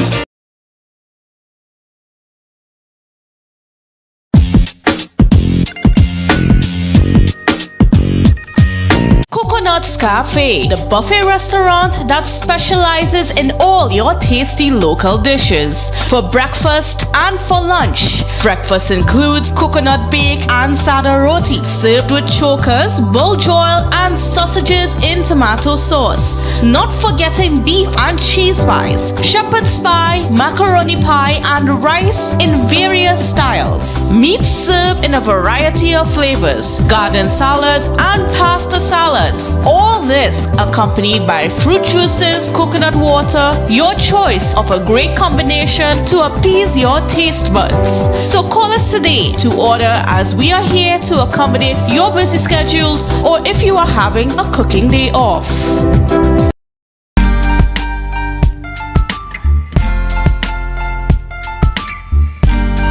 Put a smile on your face when you're moving from place to place. Good morning, good morning, morning, good morning. Viewers, welcome back this morning, and it is the Tobago Updates morning show, and we are privileged this morning to have some beautiful young persons on set with us, and we're talking art. No, I'm not the artist here. In fact, my friend sitting next to me is one of the shy artists, but we're going to chat with him in a little bit. But chatting with us this morning is Sir Tomley Roberts, who is the visual arts teacher attached to Speyside High School. We've got several students on the program with us representing several schools, but Sir Roberts is going to give us some more information here. Good morning and welcome to you, sir. Hi, good morning. It's a privilege to be here with the students. We have students from Prestige Arts International Art Academy and also from Speyside High School, all right? So some of the students from the Art Academy are from different schools, Seen, yeah. Yes, so they are also learning at the Academy, and so we are privileged to have them being a part of this exhibition. There was a national exhibition called Patriotism, and the artwork there was from the collection of the Central Bank of Trinidad and Tobago, and also the Central Bank, First Citizen, and Angostura. So we went to see the exhibition. Okay, they just went to see the exhibition. We just went to see the exhibition and, of course, be familiar with different types of art and also artistic styles. All right, so all of these students here are a part of the Art Academy. The Arts Academy, right? Yeah. The Arts Academy, which is your Prestige Arts International. Which you head. Yes. Okay, good. Now we're getting that clearer. All right. So how were these students selected? I mean, are these the only set of students that you have? How were the students selected to be able to attend this this exhibition in Trinidad? Well, it was an open call for students who were interested. All art students at Speyside High School were invited, and all students of the academy. So we took 130 persons to Trinidad, all right? And so this is just a small 130 persons, all right, to Trinidad, all right? So we took a group last week and we took a group yesterday because the exhibition comes to an end today. Okay. All right, so I felt it necessary to ensure that our students in Tobago capitalize on this opportunity because we are definitely disadvantaged. Just by being in Tobago, we can't just take a bus and go to the exhibition. So I felt it necessary. So I would really like to thank all the parents who supported the initiative, all the teachers at Speyside High School, Miss Toussaint, Miss Frank Phillip, Mr. Thomas. You gotta get those right? names Yeah, in. gotta get those names right. All right. So we want to thank everybody for really supporting the initiative. Miss Marcel as well. All right. Yes, so Miss Marcel, Miss Thomas, Miss Toussaint, Miss Frank Phillips, Mr. Thomas, all right? And Miss Kent De Freitas. Okay, right. you realize you missed one, but thankfully you put it in.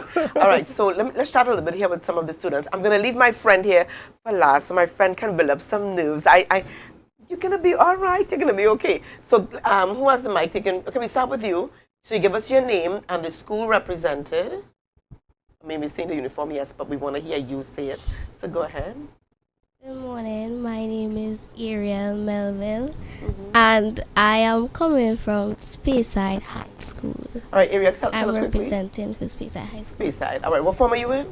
Third form. Third form, all right. Thank you so much. And you can pass the mic over. And you are? My name is Yara Andrews. I represent North Regional City Primary School. And what class are you in?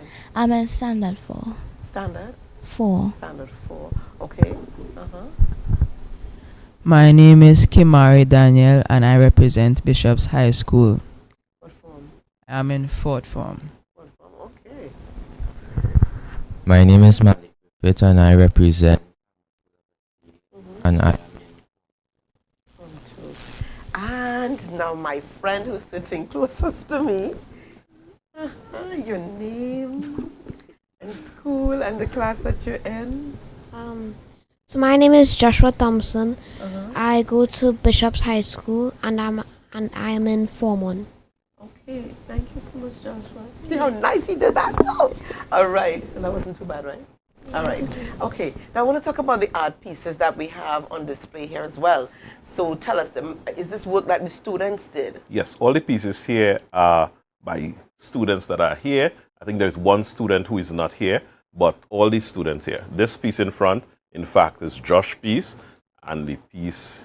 Yeah, he's looking back at it. Yes, it's on screen. Yes, that's Joshua's piece. And this as well? Yes, that's Joshua's piece as well. All right. Okay, let's hold it up. Hold it up the way that you want the folks to see it. That's right. So we've got that. Right, so these pieces are what you call non-representational pieces or abstract pieces where you utilize the artistic technique and so forth, an artistic principle. So this is their rendition. Remember, these are children and they are exhibiting work of high quality because if you look, you will see all the artistic fundamentals. So that's Joshua's piece. All right? Now, when these students who come to you, what is the aim here? Is it just to have them dabble in paint? What is the aim? Well, there are several different aims. Of course, you want the students to be comfortable. So they have the privilege just to dabble in the paint. All right. They also have the opportunity. Which is also fun. Yes. They also have the opportunity to actually pursue art if they wish to do it at CXC level. And we also have students who come just to relax. All right. So they're not doing any exam. They're just coming to develop their artistic abilities. All right. So it's very, very broad. We have toddlers, we have juniors, we have seniors, and we have adults as well. All right. Now, I want to ask about some of their pieces because I see my friend here, you've got, these are some of your pieces here. Yes. All right. So you can hold it up, but I want to ask you, you can give it the mic. I want to ask you, what inspired your piece or your pieces? Yeah, and wait, all of those on the side belong to you as well. All right, what inspires your pieces? Because, I mean, I'm looking at them. There must be something that inspires you. What is it, music? What inspires Well, this one, it was the day before Mother's Day. And I wanted to give my mom something, but I didn't have any money. Right. That I could buy anything for her. So I just took up my pencil and my paper and went up on the internet and found a piece that looks like this. Right. But I decided to kind of do it in my own way. Right. So you changed what you saw on the internet to suit you, right? And you gave that to mommy. Yeah. Did she appreciate it? She does appreciate all my art. Okay, good. I'm happy to hear. And this one is a famous artist, Leroy Clark. That's right, and we can definitely see that. Yes, and I think that he passed away. Yes. So, yes, this art piece was inspired by him. It may be worth a lot of money, too. All right. Thank you so much. All right. And so you said that some of the work, in fact, the work that is on display belongs to the students. Yes, belongs to the students here. All right. So let me just let our viewers know that joining us here as well. In fact, we got some footage there on. We got some footage there. Yes, that's Ariel and Haley, two in students. In the company of the Minister of Education. Wow. All right. So she was a surprise visit at the exhibition in Trinidad. So we were really happy to see her there, and she interacted with the students. And that's some of our teachers there, Miss Marcel, Mr. Thomas, Miss Kent de Freitas, and Miss Toussaint. We had a little photo opportunity with the Prime Minister. He also gave a surprise visit, you know. That was beautiful. And we have another student, you know, doing their drawing there with pencil. So it doesn't matter what tool you have. Once you're committed and you take your time, you can produce excellent work. All right. So we've got a student who just joined us here. Bishop's High School we see. So give us your name. My name is Kiona Roy. Okay. And what form are you in? I'm in fifth form. Fifth form. Okay. So tell us about your piece here. Let me help you open it out here. So you hold one end, I'll hold the other end for you so you can hold the mic good. So tell us about your piece. Well, on my way home, I stopped to buy fish to cook, and I saw the fisherman and I asked Daddy, I was like, Daddy, I think this would be a really good picture for me to paint. So I asked him to take some pictures for me, and then I just began to paint afterwards. I showed Sir the pictures first to ask if he approved, and then I began. This is amazing. I don't know where you got the picture, but this resembles Studley Park. It's in Studley Park. Okay. Okay, I looked at it because I've seen the guy wearing the mask before, and it just looks Studley Park. So is it that you walk around taking pictures to paint? Sometimes, if I think that it will be good for my theme, then yeah. Wow, Miss Roy, I have to commend you. This is absolutely beautiful. A painting that I can definitely see hanging on my wall. So let me help you there, okay? Thank They're you. gonna help you. This is your second piece. Let me It's help an you hold. abstract. And this is an abstract here. How do you want to hold it? This way. All right. There we go. And what inspired this piece? Well, nothing really inspired it. The colors are bold and beautiful. Thank you. It wasn't really supposed to be a part of my theme. Right. So they told me to try to do something, and I never really did abstract before. So I said I will try, and I really like the outcome. Okay. This is beautiful. I can see this on fabric. I can definitely see this on fabric. All right, so let's rest it here. But I have to commend all of the students here this morning. You guys have done a job. This is a job well done. But I also want us to commend the mommies and daddies who took the time. And I think the mommies and daddies deserve a round of applause, don't you think? Yes. So I think they deserve that. Come on. I need to hear just. All right. Now, these mommies and daddies do deserve a round of applause. So what is next for these students? Well, what we have planned is an exhibition. We have an exhibition of all the pieces they would have created last term and this term before Christmas. All right. So we have an upcoming exhibition that is to review shortly. All right. Is Josh okay in the corner there? Yeah. Okay. Okay. All right. And the next level for these students, because from what I'm seeing here, is there a next level? Can there be another level? I'm seeing some excellent artwork here. As you realize, some are in primary school, Right. some are in high school. So the next level would be to advanced level, and if they wish to matriculate to university, they can do that, or commerce, they can choose that as well. All right. Well, commendations to you, sir. My friend here, you wanted to say? Right, so he's from Harmon School, and that's his piece behind him, Malik Griffith. Right here. Malik. Wow. Did we get it? Do we have it? Nice. So in fact, just identify the pieces. There's a piece just behind you there, sir. With McCoy, is it? Yes. Who is the owner? A toucan. Yara. Okay, just raise your hand. Toucan belongs right. And the red. The abstract. Nice. Blue. Joshua. You go, Josh. Josh, you get on. All right, and then we have. Right, that is Chiang. He's not here today. Chiang is not here today. Okay, and this is Malik. Malik. And this is Josh. This is Josh, and this is Miss Roy. Fiona. Right, and she had a second piece. Right. All right. And the piece behind is also Yara. Wait, I'm hiding. My head is blocking. This is Yara's. Oh, beautiful pieces. Now, are these pieces up for sale? They will be up for sale shortly, so if you wish, now you can tag your pieces so that we can secure them for you. Oh my God! It's okay. Okay, Josh says he's kind of hoping to keep his piece. Okay, Josh. I'm going to leave you with it for a little while, and then we'll talk later on, okay? Okay, no problem. All right, well, viewers, thank you so much for joining us. Sir Tom Lee Roberts, thank you so much. And I have to say, a job well done. Continue to do what you do. You really do inspire these children and a lot of Tobago. So continue doing what you do. Thank you very much. Thank you, boys and girls, or young men and young women. Thank you, Josh. All right, viewers, that's what's coming up on the program. So share the live, share the live, share the live. Try to touch my hair, cause a lot of sisters acting too crazy. And them not tough like this, rough like this, and them not nice like this. Some can't take it when you talk true sense. Rather hear the words that glorify nonsense. Yes, and I got my brains, and I'm pretty like my mama. I don't wanna pick your brains, I just want the microphone. Take the mask off your face and look at me face to face. Good morning, good morning, good morning. Put a smile on your face When you're moving from place to place. Good morning, good morning, morning, good morning.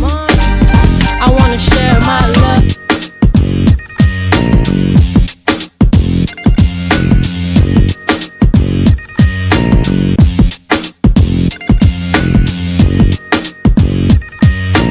It's called culinary arts for a reason. This is a skill that requires lots of love, time, dedication, even art and creativity. For a second year, the annual Youth Can Cook competition was hosted by the Division of Community Development, Youth Development and Sport, and the Tobago Hospitality and Tourism Institute, THDI. And these aspiring chefs did not come to play, as it gave them the opportunity to showcase their talent. It's a competition which really started in 2019. It started out of a community-based project. One of my officers who is responsible for the Castara to Lansome district, she felt in her walkabout in the community that there were a lot of young people who were aspiring to the culinary field, but they weren't having an opportunity to do so. So that sparked the initiative to have the competition. What's remarkable and innovative about this competition is that teams are formed right there and then. The clock is then set, teams strategize and invent, working together to create amazing dishes. One of the things is that you will enter as an individual, but in our orientation, we will do some team dynamics and teaching young people to work in teams. So you're not coming with your crew, we're gonna put you in groups. So the skill is, to on the spot, work with other people in the challenge. Team Scorpion was the winning team. This team member says the experience is a testimony to the benefits of being open to anything in life. Overall experience was amazing. At first, I was real nervous, I ain't gonna lie. So now you see me fooling around the kitchen, I was just calming my nerves, but the team worked awesome together and nobody knew each other. So today was our first kind of meshing and we got along perfect. Everything went smoothly and we proud of ourselves. We were shocked with ourselves today. Community Development Secretary Terence Baines was also on hand to entice his palate and also to encourage the youth. All the dishes tasted exceptionally well. Out of this particular situation, a few years from now, you never know, we may have some major chef in some major hotel or some place of business. So this is an incubator in my view, and I am excited for the possibilities coming out of this event. The competition was held at the Lambo Multipurpose Center. That was a production of the Department of Information, Office of the Chief Secretary, Tobago House of Assembly.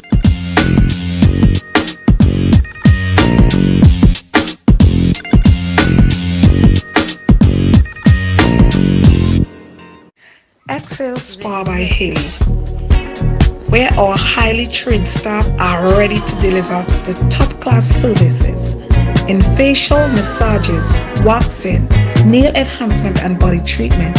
We are ideally located at Coco Avenue, Susalands, Tobago. You can find us on Instagram, Facebook, TripAdvisor, or you can call us on 730-0149. Excel Spa by Haley. Relax, renew, and rejuvenate.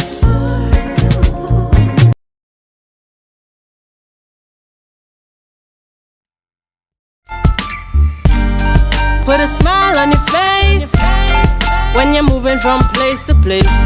Good morning, good morning, morning, good morning, morning.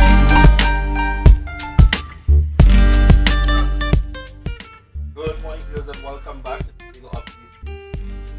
I'm coming to you here live from the Port Hall in a start here. Excellent. I loved it. Well represented. I'm sitting in terms of the artwork here, and I feel like an artist. Can't to save my life.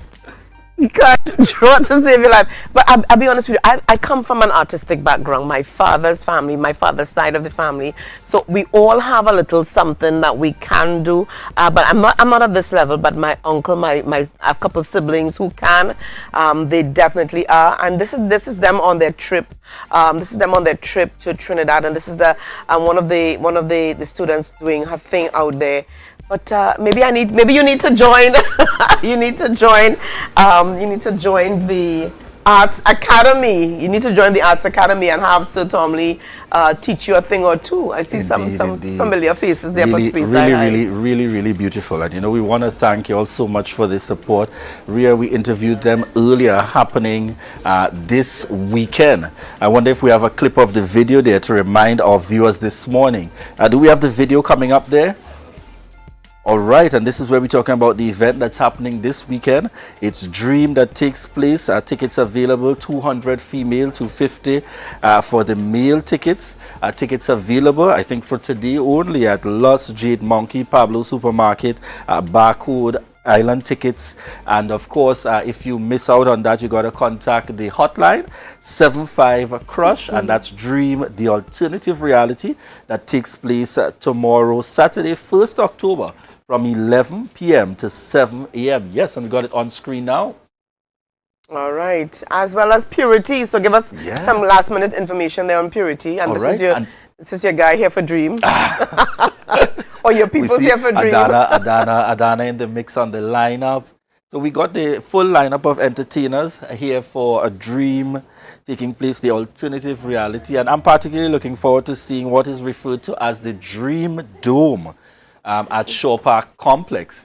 All right, the Dream Dome that is scheduled to happen there. And then from Saturday, Ria, to Sunday 2nd, we head straight on over to Purity, the event that takes place. Again, another lineup in terms of the cast that will be involved in the activities happening there. We heard this morning from Caris and DJ Polo giving us the insights and information. So certainly it's a packed weekend, and that's only two of more activities to come as we start off the Tobago Carnival lineup.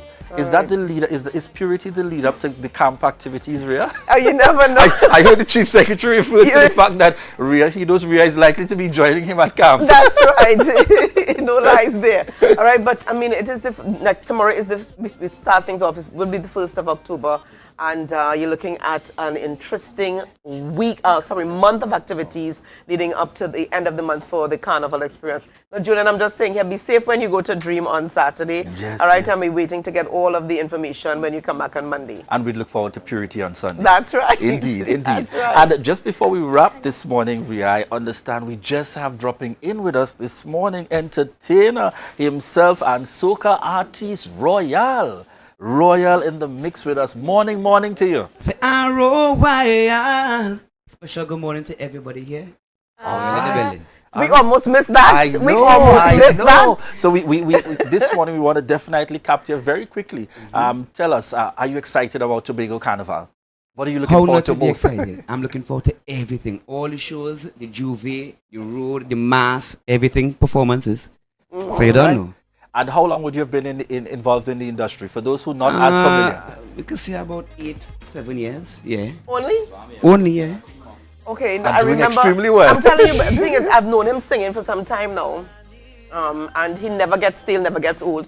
But interesting, you come from a musical background as well. Of course. So just give Tobago an idea of your roots, because I know the roots in country. Well, I don't know the roots, and I'm deeply rooted into the Thomas family. As the winning family when it comes to calypso. My background. I wonder what Leslie and Ellis would say. I came on to soca and the whole scene, and I could spice it up a little bit. Excellent. All right, folks, we're not going to take much longer here. We got to head into performances. We've got a soca artist on set with us. And as we head on in, it's September 30th, heading on into the Carnival month, October 1st, Tobago Carnival. Let's hear from Royal. Hey.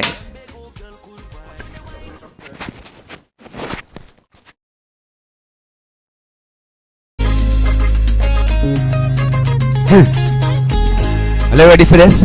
Big up to Nigel Lewis, Marvin Lewis, SW, the whole team, and the We Heritage Rhythm. A little look out for it tonight. Hey! Carnival! Are you ready for this? Let's go! Hey! Mouth open and we jump out. I wanna know what they're talking about. At Tobago Carnival, and you can hear it quite long in sound. You ready to go right back to Elanto. The angels sing when the food and rock coming down. I could hear short truck music loud in my head. Soon we both finally get we all welcome everyone. This is a time we won't forget. We run the world in her. Now that we all divine. It's heritage. Them big old young could wine. No matter the village. It's the people we heritage. An occasion to jump up. A small island. Call them play the drum. It's lightning and thunder. Hey, rhythm nation in your ways. Falling no one, no we ancestors to display we heritage. Why? I wanna ease your central jiggle. And when you shake up your waist. No wonder we so rooted in we heritage. Watch it. Back to back 2 days we on the road. Flying they coming home. Come out there we make friends. Cause none of us don't know when it all ends. We can't get in the fed. What would they tell me? What would they tell me? They say inside with oversized scooter. Follow the rules now we're inside now. On the stage we are hit like wow. Lego mass we created this. Don't know enough. Royal darling we heritage. And them big old girl couldn't mind. No matter the delay, I don't care. Heritage. You never need an occasion to jump up. A small island, easy link up. Run it round. Heritage. Never ever worry. Don't mind if life make you sad. I tell them never ever worry. If your house get flooded out real bad, I tell them never ever worry. What I'm saying is true. So just consider Tatil will always be here for you. Tatil, where people are people. You know what I mean.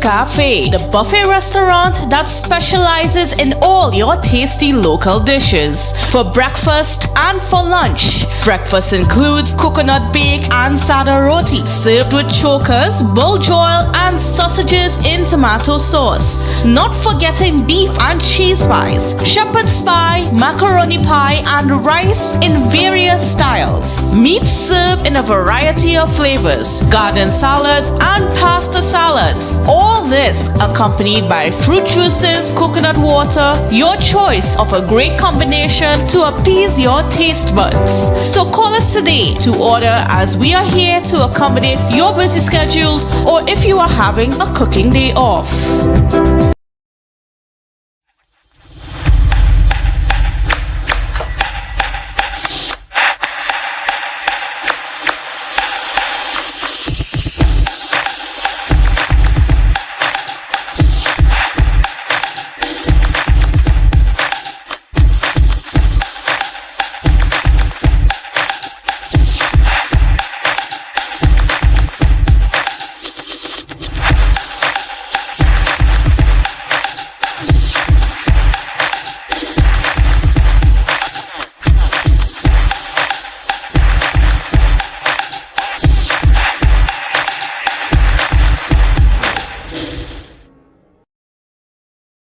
Are you looking for that all-in-one shopping experience? Then look no more. Visit Lamb's Best Mart for your grocery items, fruits and vegetables, drinks, home items, stationery, gift items, hampers, shopping gift cards, toiletries, small hardware items, and much more. We provide order and pickup service, even delivery to your door. We are your friendly community supermarket. Check us out today at Lamb's Best Mart, located at 22 Daniel Trace Canby, or visit us on social media at Lamb's Best Mart.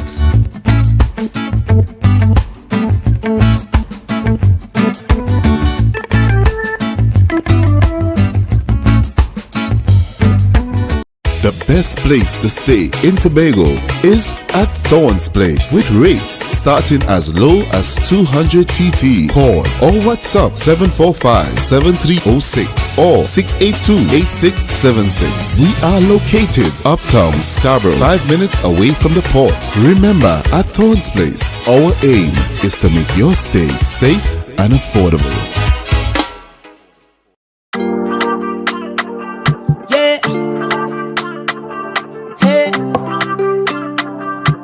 Tobago updates.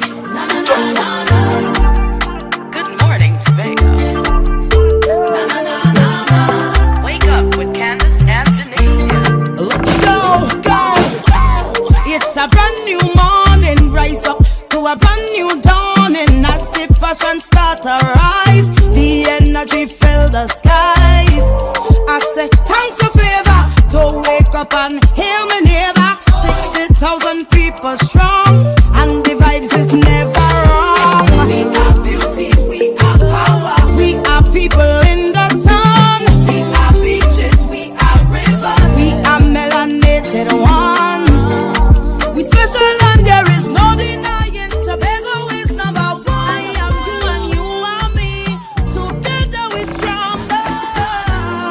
Welcome to Good Morning Tobago on Tobago Updates, your source for current affairs in Tobago, Trinidad, and the region, with the perfect conversations to complement your morning routine. I am Candace Jackson, and let's get started with the news in 90 seconds.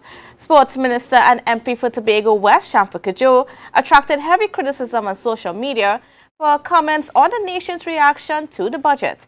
At the opening of the Takarigo Community Center on Wednesday, Kajo told the audience that citizens are not willing to make sacrifices for the greater good of the country and would rather have everything for free. However, many people saw her comments as calloused and out of touch with the reality faced by the wider public. Social media users said the minister should instead sacrifice some of the benefits and tax exemptions afforded to her before making such statements. Meanwhile, the former head of the public service, Reginald Dumas, stated that the THA should establish an independent body to oversee contracts. His suggestion came on the heels of questions about recent contracts awarded by the THA and the audit report revealed by Chief Secretary Fali Augustine regarding questionable business arrangements by the former PNM-led administration.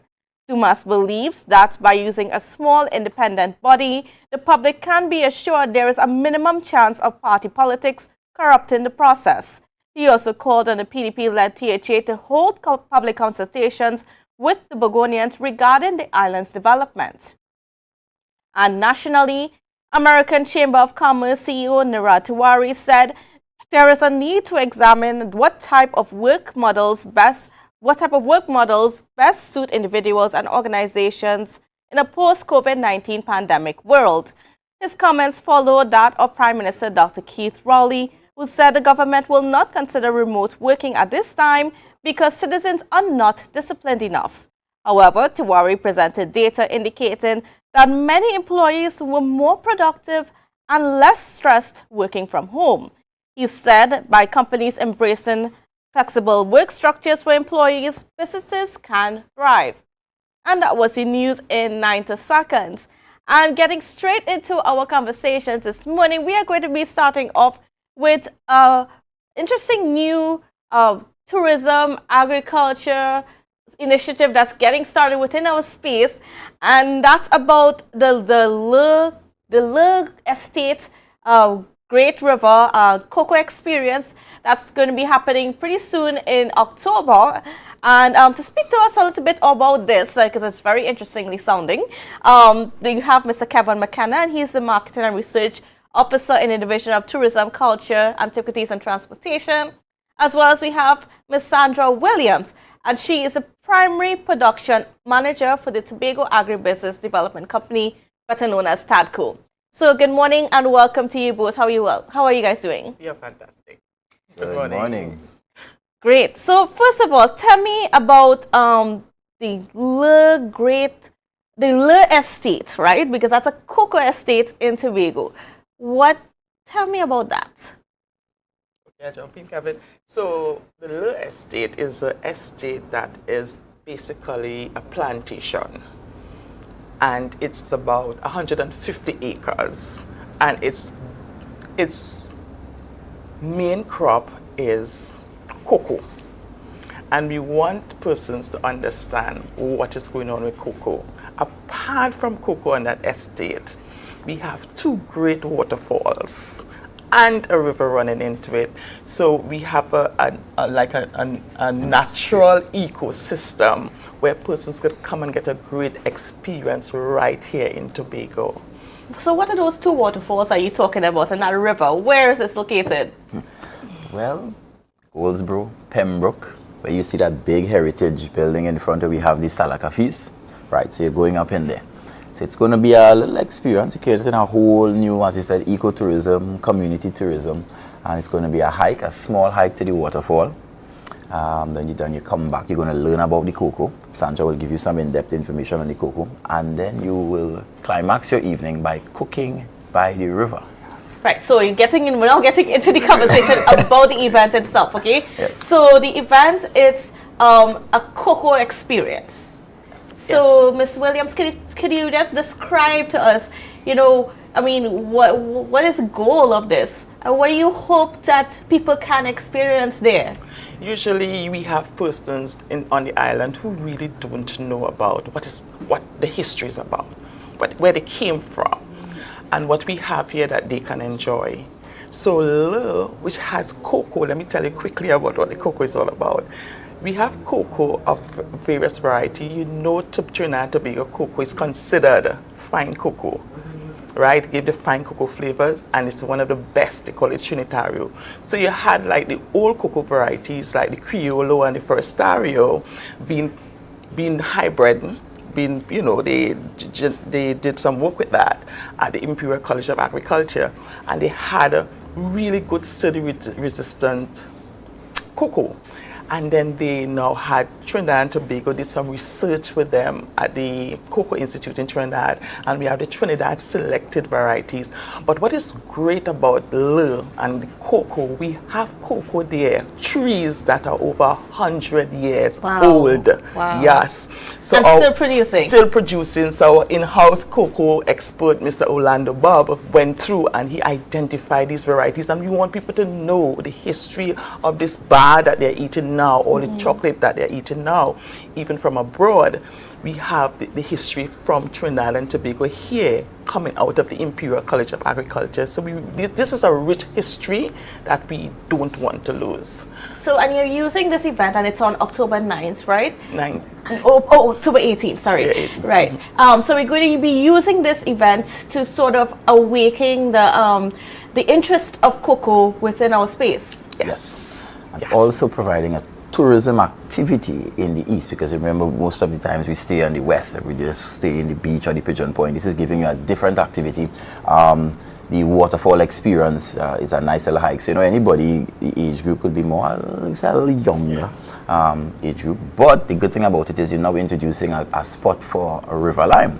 And this could be marketed to, or Trini friends could come up and do a nice curry duck and lime. And at the same time, you learn about the cocoa, but you need to stay out of the fields, because there's some diseases, and we don't want to infect a field and then you have to burn everything. So there are going to be some rules set up. It's going to be a guided tour. The launch that happens on the 18th. The good thing about it is, and let me challenge you now, there will be 5 groups. All right. The launch is by invitation only. First, you're going to be inviting the media, various members of the assembly, and you'll have to cook your own food. So Candice will be cooking, will By be the bubbling river. a pot. By the river. By the river on the 18th. We're not going to tell you which item you're preparing. You would You know see, folks, he on didn't the even day. ask, right? He literally is telling me that I'm going to be cooking. Yes, Nanan agreed. We spoke to Mr. Nanan and Mr. Will.I.am has indicated that Candice Jackson will be joining us on the 18th to prepare a meal. Great. So, okay, if I understand you correctly, now you're using this event on the 18th to sort of launch a whole experience that's going to be offered on a regular basis. Yes. So let's explain a little bit more. So the experience would be on, we are launching on that day, but we want to pilot it on great events time, like carnival events, Christmas, those events, so we can be able to tweak it to understand what the flaws are, how to better the product, so that we could offer it year-round. But after the launch... And it will be a pre-registration event, so it's not just go up there and do it one day. Security there. Repeat, there is security there that will embarrass you, right? So it's a guided tour, it's a pre-booked tour. There will be a cost attached. That's right, because you have to deal with the tour guides and setting up the different safety features, the lifeguards, the case may be. And of course, we have to also maintain the area and the tracking which you have to pass. So right after the launch, the product will then be passed fully managed by Tadco, and then they would then put out the pre-booking. I think in groups of 25, we'll be catering for safety in small numbers, and then from there, you go, you do your tour, you take your pictures, you put up. And I think we need to emphasize that, that area is a very sensitive area environmentally, hence the need for these regulations and these controls. So how do people get in touch with you to find out, they can do a tour, they can go and experience? How do people do that? So they could contact the Division of Agriculture, the Secretary of Agriculture is Miss James, so it's 639-1966. Repeat that number again. 639-1966 or 639-2234. 639-2234. But Candice, I want to add quickly to this. We have also the experience at the Heritage Building, at that blue building at Goldsboro there, where we'll be having a lot of cultural items from the Pembroke Village Council. We will have products from cocoa, so we'll have cocoa tasting and other local products that are found. Not to mention the vendors registration. Yes, so we are calling on vendors who are interested in vending their products on that day to contact us at these numbers, this number that I just called, or at Tadco 639-4017, 639-4017, extension 1017. So you could call and pre-book your registration so that we can know if you're interested in vending your product. We are looking first of all for cocoa-based products and then other traditional Tobago items. Are we going to be seeing chocolate made on the spot? Yes, hopefully we are working on that. We had a chocolate demo already, and we are working very, very assiduously to get a person to do the demo and tasting. Because of course, you can't just have a cocoa event without showing how you make chocolate and experiencing how you make chocolate. Yes, yes. We have a chocolatier that we are hoping will be there. All right. So I wanted, just get a little deeper into this discussion about the future, or what's the goal of having these kind of events, and to branch off into a situation where you could have people come in, experience the cocoa fields, learn about cocoa itself and the whole industry. What is the end goal here for Tadco? Cocoa revival. We are reviving the cocoa industry, and we are doing it in a little bit different way, where you're adding some elements that you think persons would like, which is the hike, the waterfall, the cooking, and incorporating it with the cocoa. So you have a whole educational system happening, and at the same time you're raising a tourism product, ecotourism, community tourism. So you're also creating jobs and alternative activities, and what better time to launch it than during the carnival period, where you have a number of visitors on the island, and you will want persons may say, well, you know what, I'm going to relax. So there are options, because the carnival, most people may decide we want to stay in the west. All right, but we're giving you options now. There are activities you can go in the east. All right, and that's a one-day activity, so you can go and spend an entire weekend in the east and stay at Love. And if persons want to come and experience this, outside of just this one event or outside of the special events, would they be accommodated? This is where the booking will come in, right? So you come, you call your book, and we know that you're willing to go to this area.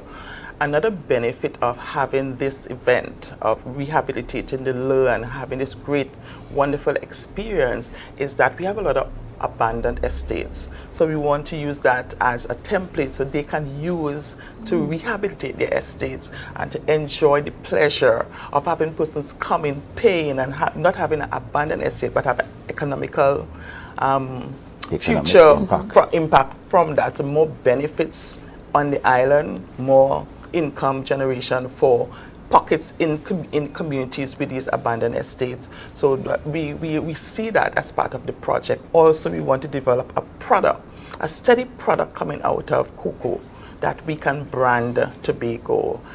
So there are many other benefits that we want. So the strategy is to move the direction forward so people can understand that cocoa is just not about abandoned trees, but about so many other things that you can experience. Also, we want to do the target audience.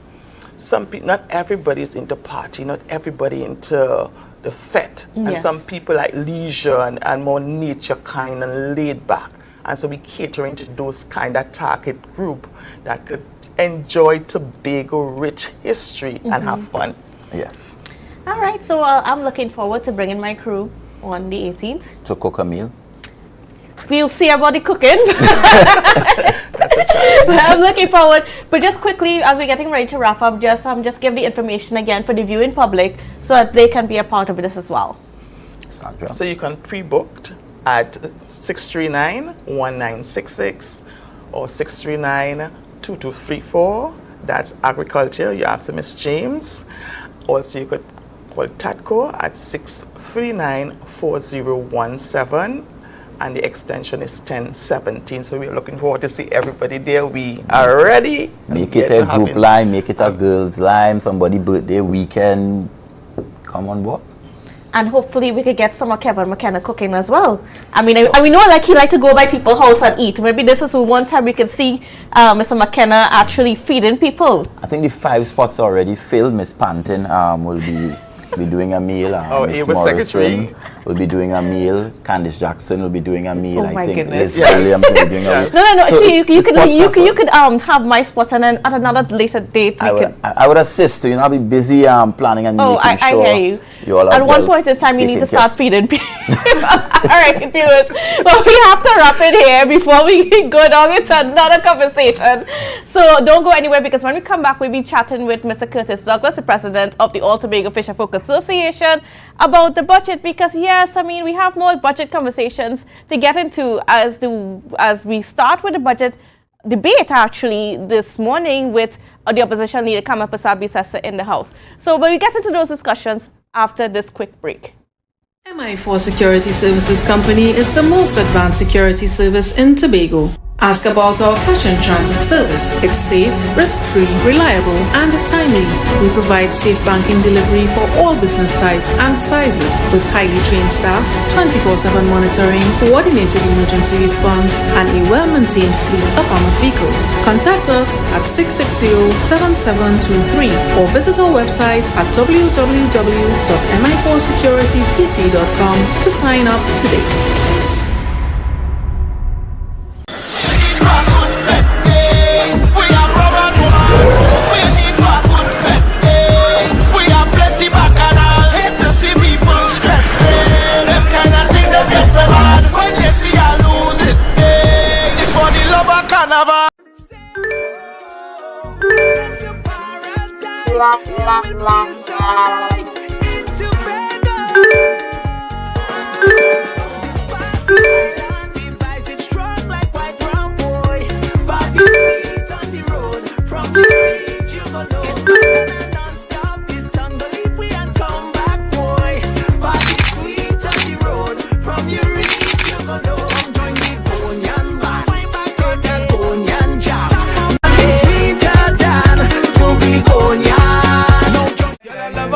You're moving your waist. in your ways. Entertainment.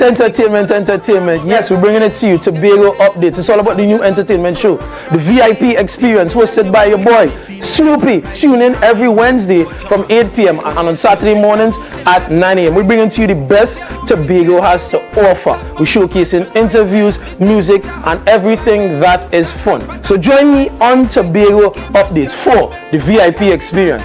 Yeah, man. Watch on your back in back on me. Like about to overload. Watch them sexy Bago woman. Beauty from head to toes in the sun.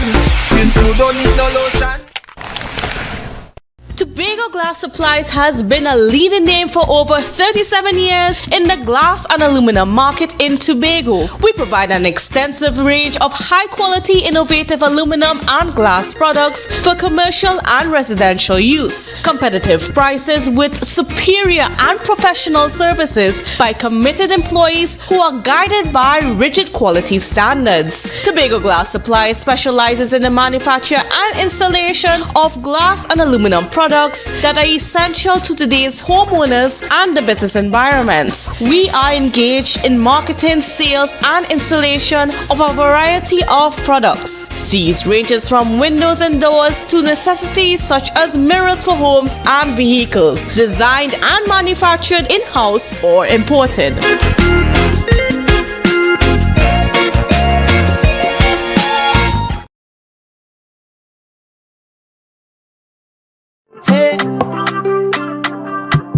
Tobago updates. Good morning, Tobago.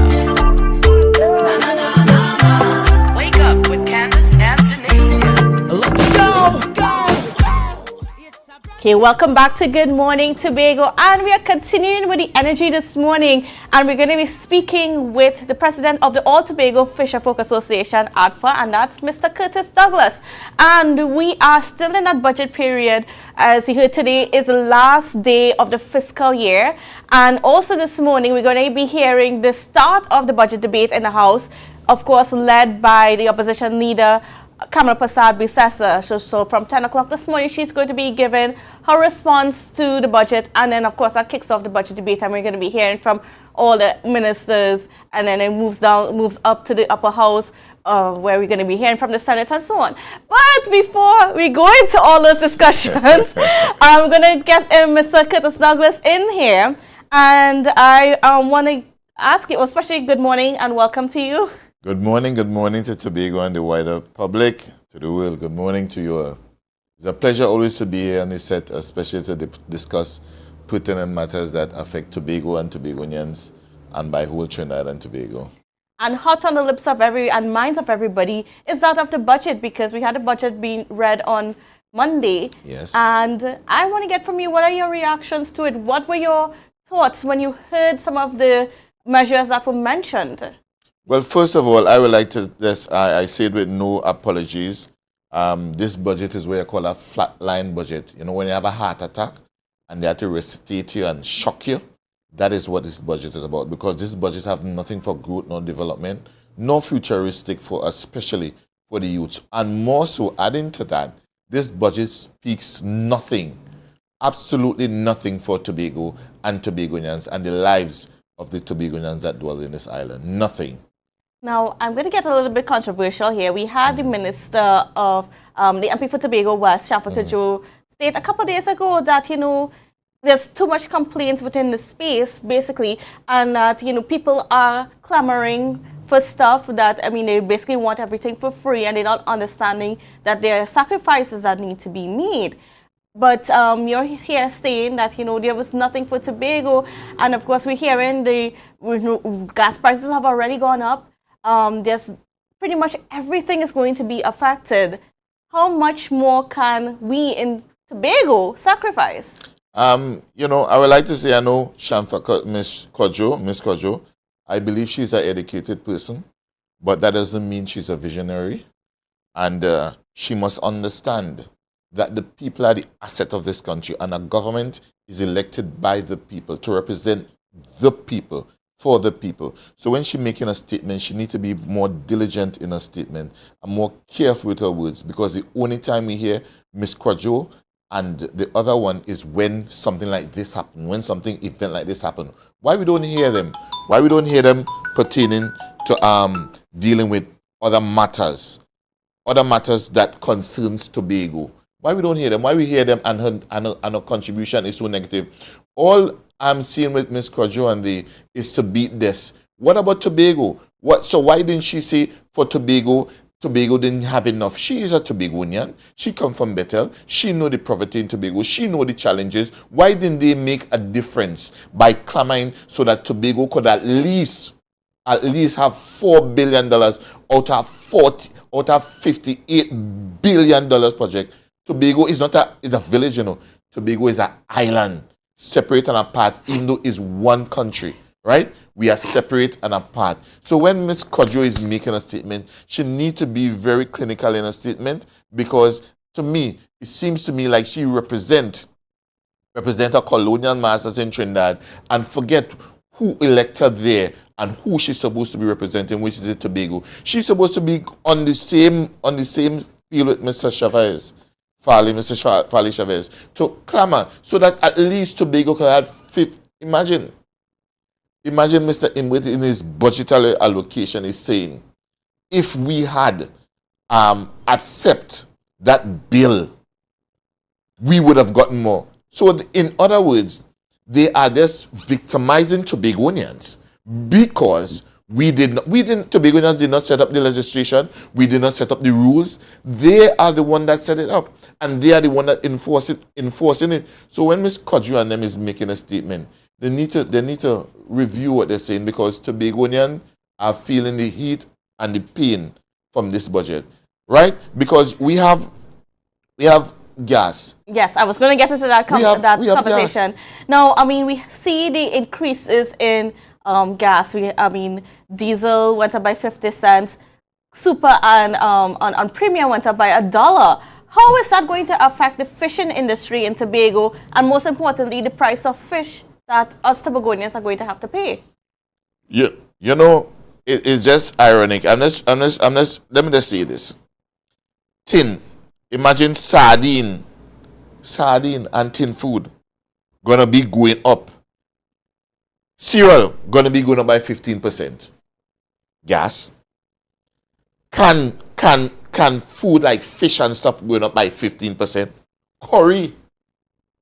Curry, basic needs will be going up. So obviously, the fish price will have to go up.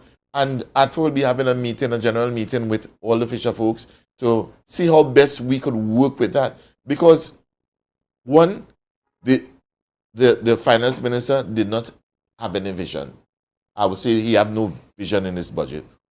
You took away taxes, lower taxes from the oil company, and raised gas prices to the general public. Every citizen of Trinidad and Tobago supposed to bask in the fair wealth and distribution of reserve of our natural minerals. That is not happening, because you're now taking away subsidies from fisher folks, from the food industry, everything, right? Everything goes up on their actions. But you lower the price on taxes from this oil company. Okay, fair. So now here what's going to happen. Fish in Tobago might come out to $40 a pound. How do they expect the average citizen or the poor class who earning something like $300 a week, $400 a week, to buy a pound of fish for $40 a pound? What are they thinking? So clearly, I see this budget is an attack on Tobago and Tobagonian, because I could remember in the Prime Minister, when he was making his speeches, he said, if you all dare and vote PDP, all will be sorry. I don't know if this is a kickback from that. I don't want to get into the political thing. I'm here to talk about basically how it's going to affect me and you and the average family in Tobago. Because everybody know, when something go up 15% in the budget, it go up 30% for Tobagonians. When you build a house in Trinidad for $200,000, we have to spend something like $500,000 to build that same house with the same material and stuff like that. So it's going to have a ripple effect based on this aggressive and inconsiderate move that was done by this government in present. And now, I mean, the government could also come down and say, you know, even though, yes, gas prices went up, fishermen can benefit from the gas rebate. Now, is that truly a benefit? How does that help in lessening the amount of money you guys pay? Now, listen, there is no gas rebate that is substantial for proper earnings for people to really say, well, we could pass on. But if we would have written to the Minister of Finance about the gas rebate and to have a meeting and a conversation. Even before this, we even had the conversation with the Chief Secretary about the gas rebate, and I would have explained to him how that would have helped the average Tobagonian, because, you know, the fish is a key staple in our diet. So with this going up for the 5th time, because this is the 5th time gas going up and nobody writing. So the gas rebate would do one thing. Apart from the gas, we need a gas rebate, and we need the taxes to be relaxed for especially Tobago fisher folks to import more fuel efficient and more nature friendly engines and boats, right? So with that now, we could get some kind of, you see, like how Starbucks goes to England and come to Trinidad and Tobago and over, and they don't pay taxes. We need to relax the taxes there for at least the next 4 years, so that the fisher folk now could be able to bring in these engines and these boats, because we need to cut down the climate, the pollution. So we need cleaner engines, so we spend less, so that with that now we could pass on that cost, right? So they pay less, so we could bring back the cost of fish, right, to $25-$30, right? We could be able to manage it. But nothing was done futuristic for the growth and the development of the agriculture nor the fishing industry. So it seems that we have continued to have this conversation about growing agriculture in this country, yes, but without putting some real incentives to make sure that our agriculture industry can grow. And I mean, it can take an economist or a scientist to do this. I'm saying it to them. All they need to do is relax some of the taxes, put proper structure in place, and don't only talk about it, but put the funding. So in the next 5 years, we should reap more than the benefit, and we will be able to be sustainable, be able to feed ourselves within the next 5 years with some of these measures that we'll put into place. So one, people could now get more, instead of dropping out of the fishing industry, they could now get into it, youths, and they could even get into farming, because if they're planting tomato, and the prices could be able to drop and to be controlled. But they're not thinking futuristic. This budget is only, I see, benefiting the 1%, and is a chokehold on Tobago, because Tobago Tobago speak out and choose who they want as the leader. So all of this to say, you see, when you're talking future, we're talking these type of products, these type of plans in the next 5 years. We have to look at something in the next 5-10 years. If our next war should break out, we will starve. So you need to put things in place. Any island or country that can feed itself is king. Right. And we have the right terrain, we have the right everything. All we need is the support from the government. Okay. And unfortunately, we have to leave it at that point, Mr. Douglas. But we'll be having you back to talk more, as you know, we have some more developments, and we don't even know what can change in the next few months, you know, as the parliament goes through the budget and perhaps make some adjustments. So we're looking forward to see what can happen. All right, viewers, we have a lot more coming up for you on the program, so please don't go anywhere, and we'll be back right after this break. This Saturday, Dream the alternate reality. We head down the rabbit hole into Wonderland under the Dream Dome, Show Park Complex, Tobago, featuring your favorite soca stars, Lyrical, Adana,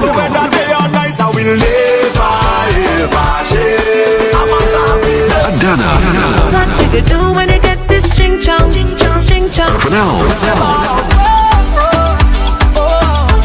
Shal Marshall,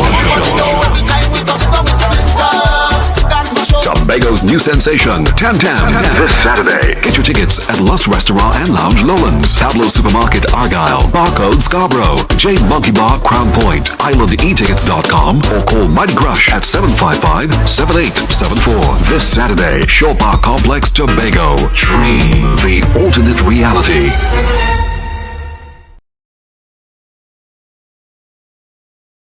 This Saturday, dream the alternate reality. We head down the rabbit hole into Wonderland, under the Dream Dome, Shore Park Complex, Tobago, featuring your favorite soca stars, Lyrical, Adana,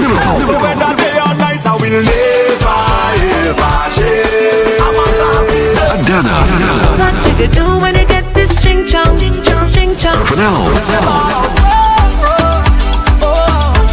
Shal Marshall. Tobago's new sensation, Tam Tam, this Saturday. Get your tickets at Lust Restaurant and Lounge Lowlands, Pablo Supermarket Argyle, Barcode Scarborough, Jade Monkey Bar Crown Point, islandetickets.com, or call Mighty Crush at 755-7874. This Saturday, Shore Park Complex, Tobago. Dream the alternate reality. Yeah. Hey.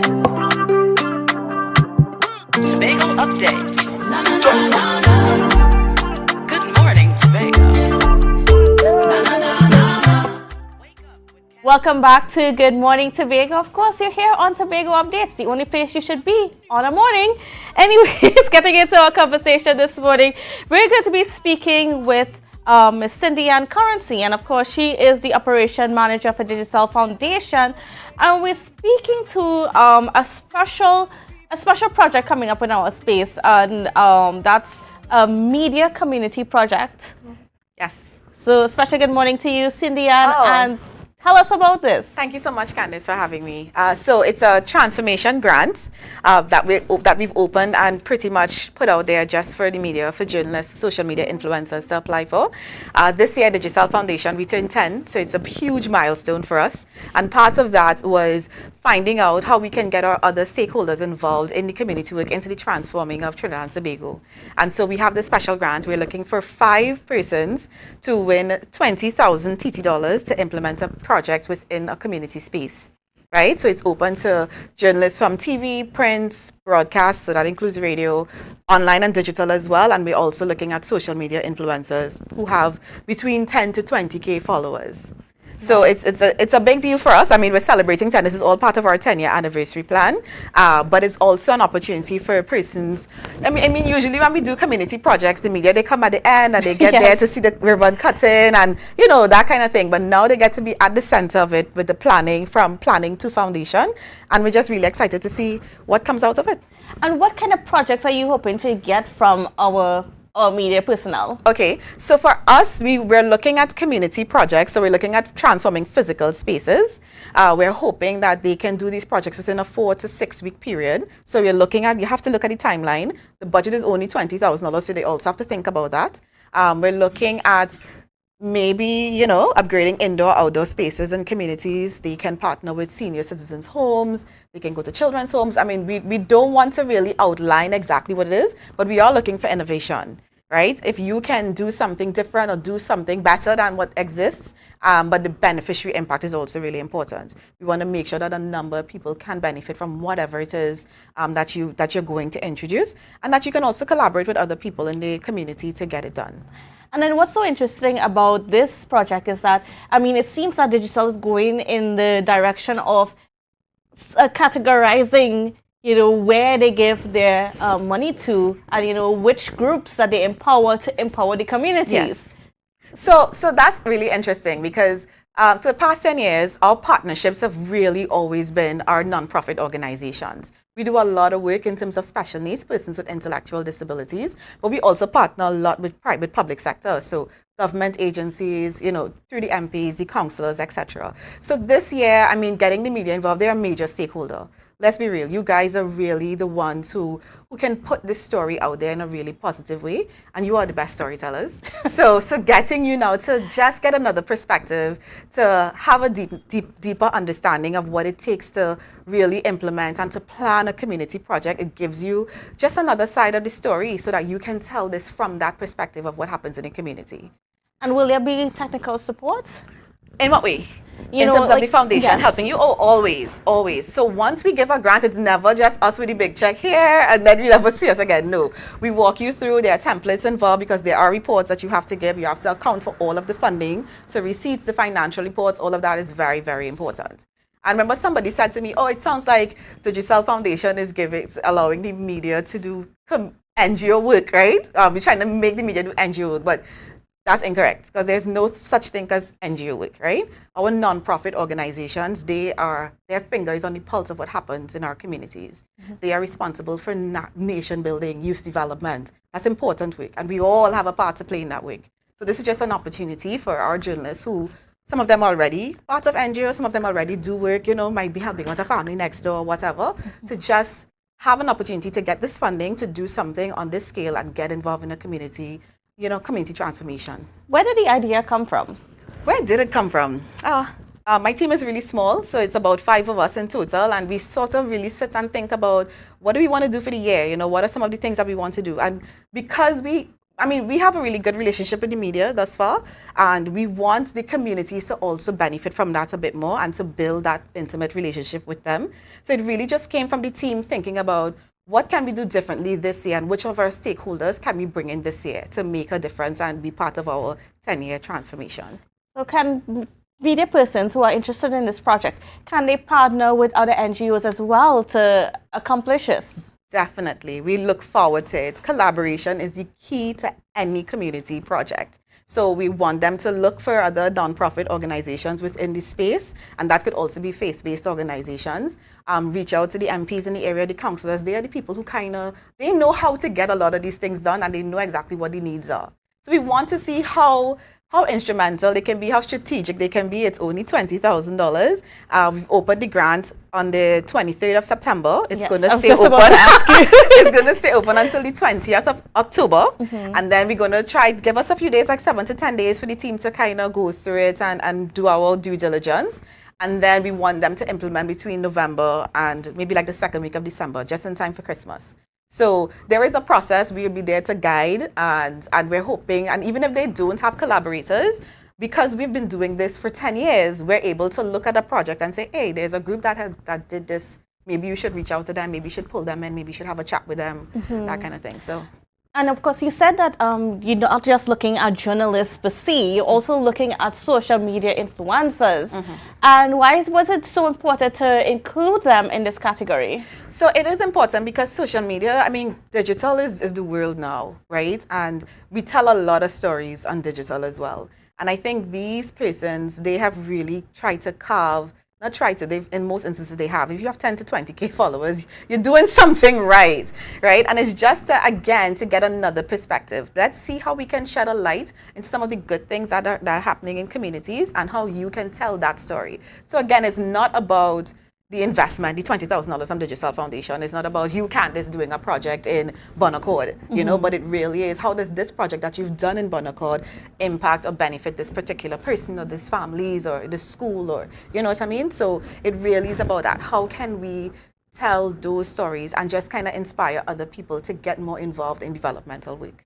And how can people get connected? Where can they go and find more information and get on board and make their applications? Definitely. So it's an online process. So the application form is on our social media pages. We are Giselle Foundation TT on both Instagram and on Facebook. If you have any questions or you have any concerns, you can reach out to us via email at digicelfoundationtt@digicelgroup.com. So that's digicelfoundationtt@digicelgroup.com. And somebody will reply to you right away. You can also DM us on Instagram or on Facebook, and we'll reply right away as well. And the guidance is really there. Everything is in the application form. It really is pretty straightforward. We just need people to sit down, think about it. Get creative, collaborate, and just make it happen. Send in an application, $20,000. And it's really interesting that you guys, chose such chose us to be the members of the media, because we're usually the ones working it, like you said. Exactly. But now you're behind the scenes. Now you're right in the middle of it. All right, great. That's such a wonderful opportunity. And I hope that we've inspired people within the media fraternity and those, of course, on social media as well, those social media influencers, to get on board and see what you can do to help the community. Yes, we're looking forward to it. I think it's going to be really exciting for our team in particular.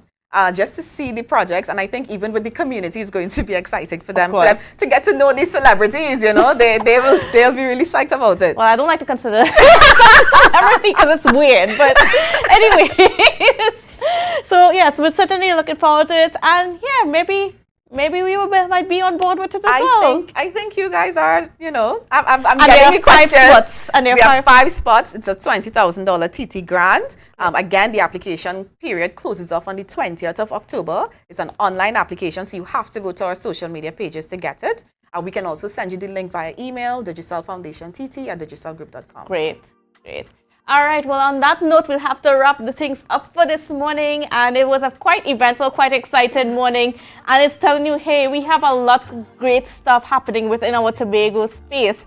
So, viewers, I mean, we have Carnival starting up this weekend, but of course, it can't get too crazy. Can't always be celebrating all the time. We also have some national issues to be concerned about. We have the budget debate started.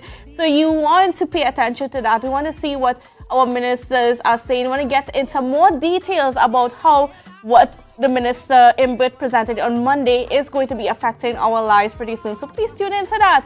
And pay attention and be safe this weekend. I mean, we have a lot happening, but always remember to take care of yourself, take care of each other, and we'll see you again on Monday. Have a wonderful weekend, folks. You and me, together we're stronger.